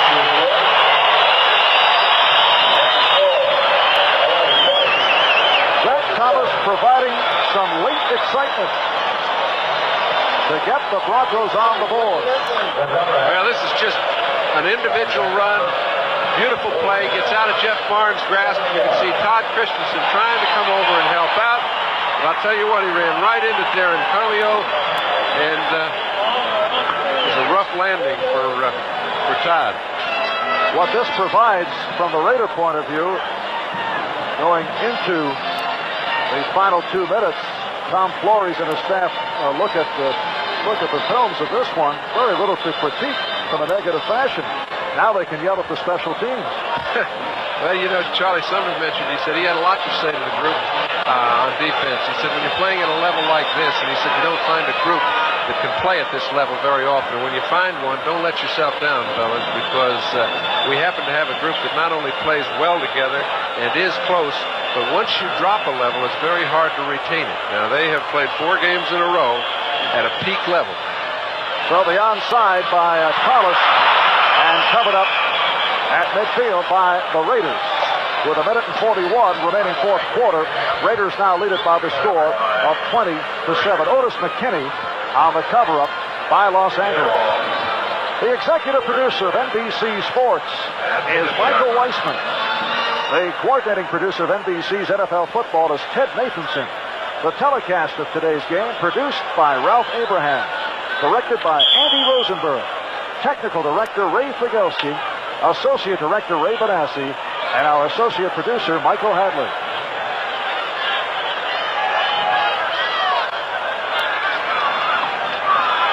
Again to the ground, and again Hawkins inside the 45-yard line.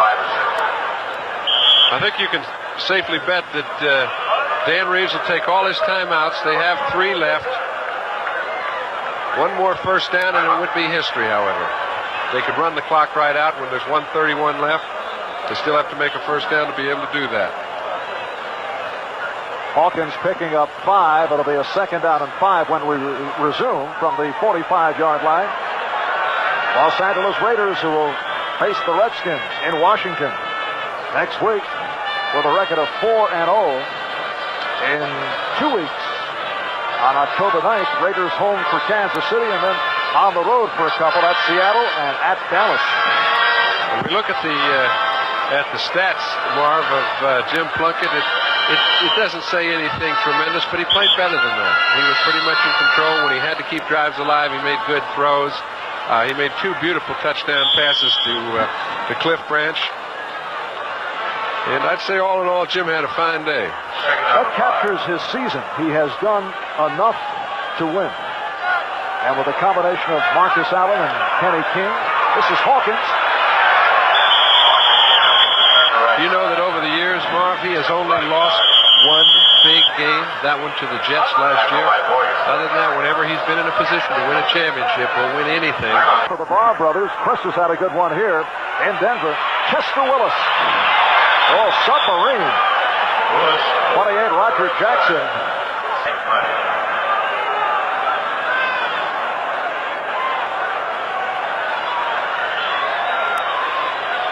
All right, here is Ray Guy on 4th down, 9th punt of the day. Keeping it away from Zach Thomas.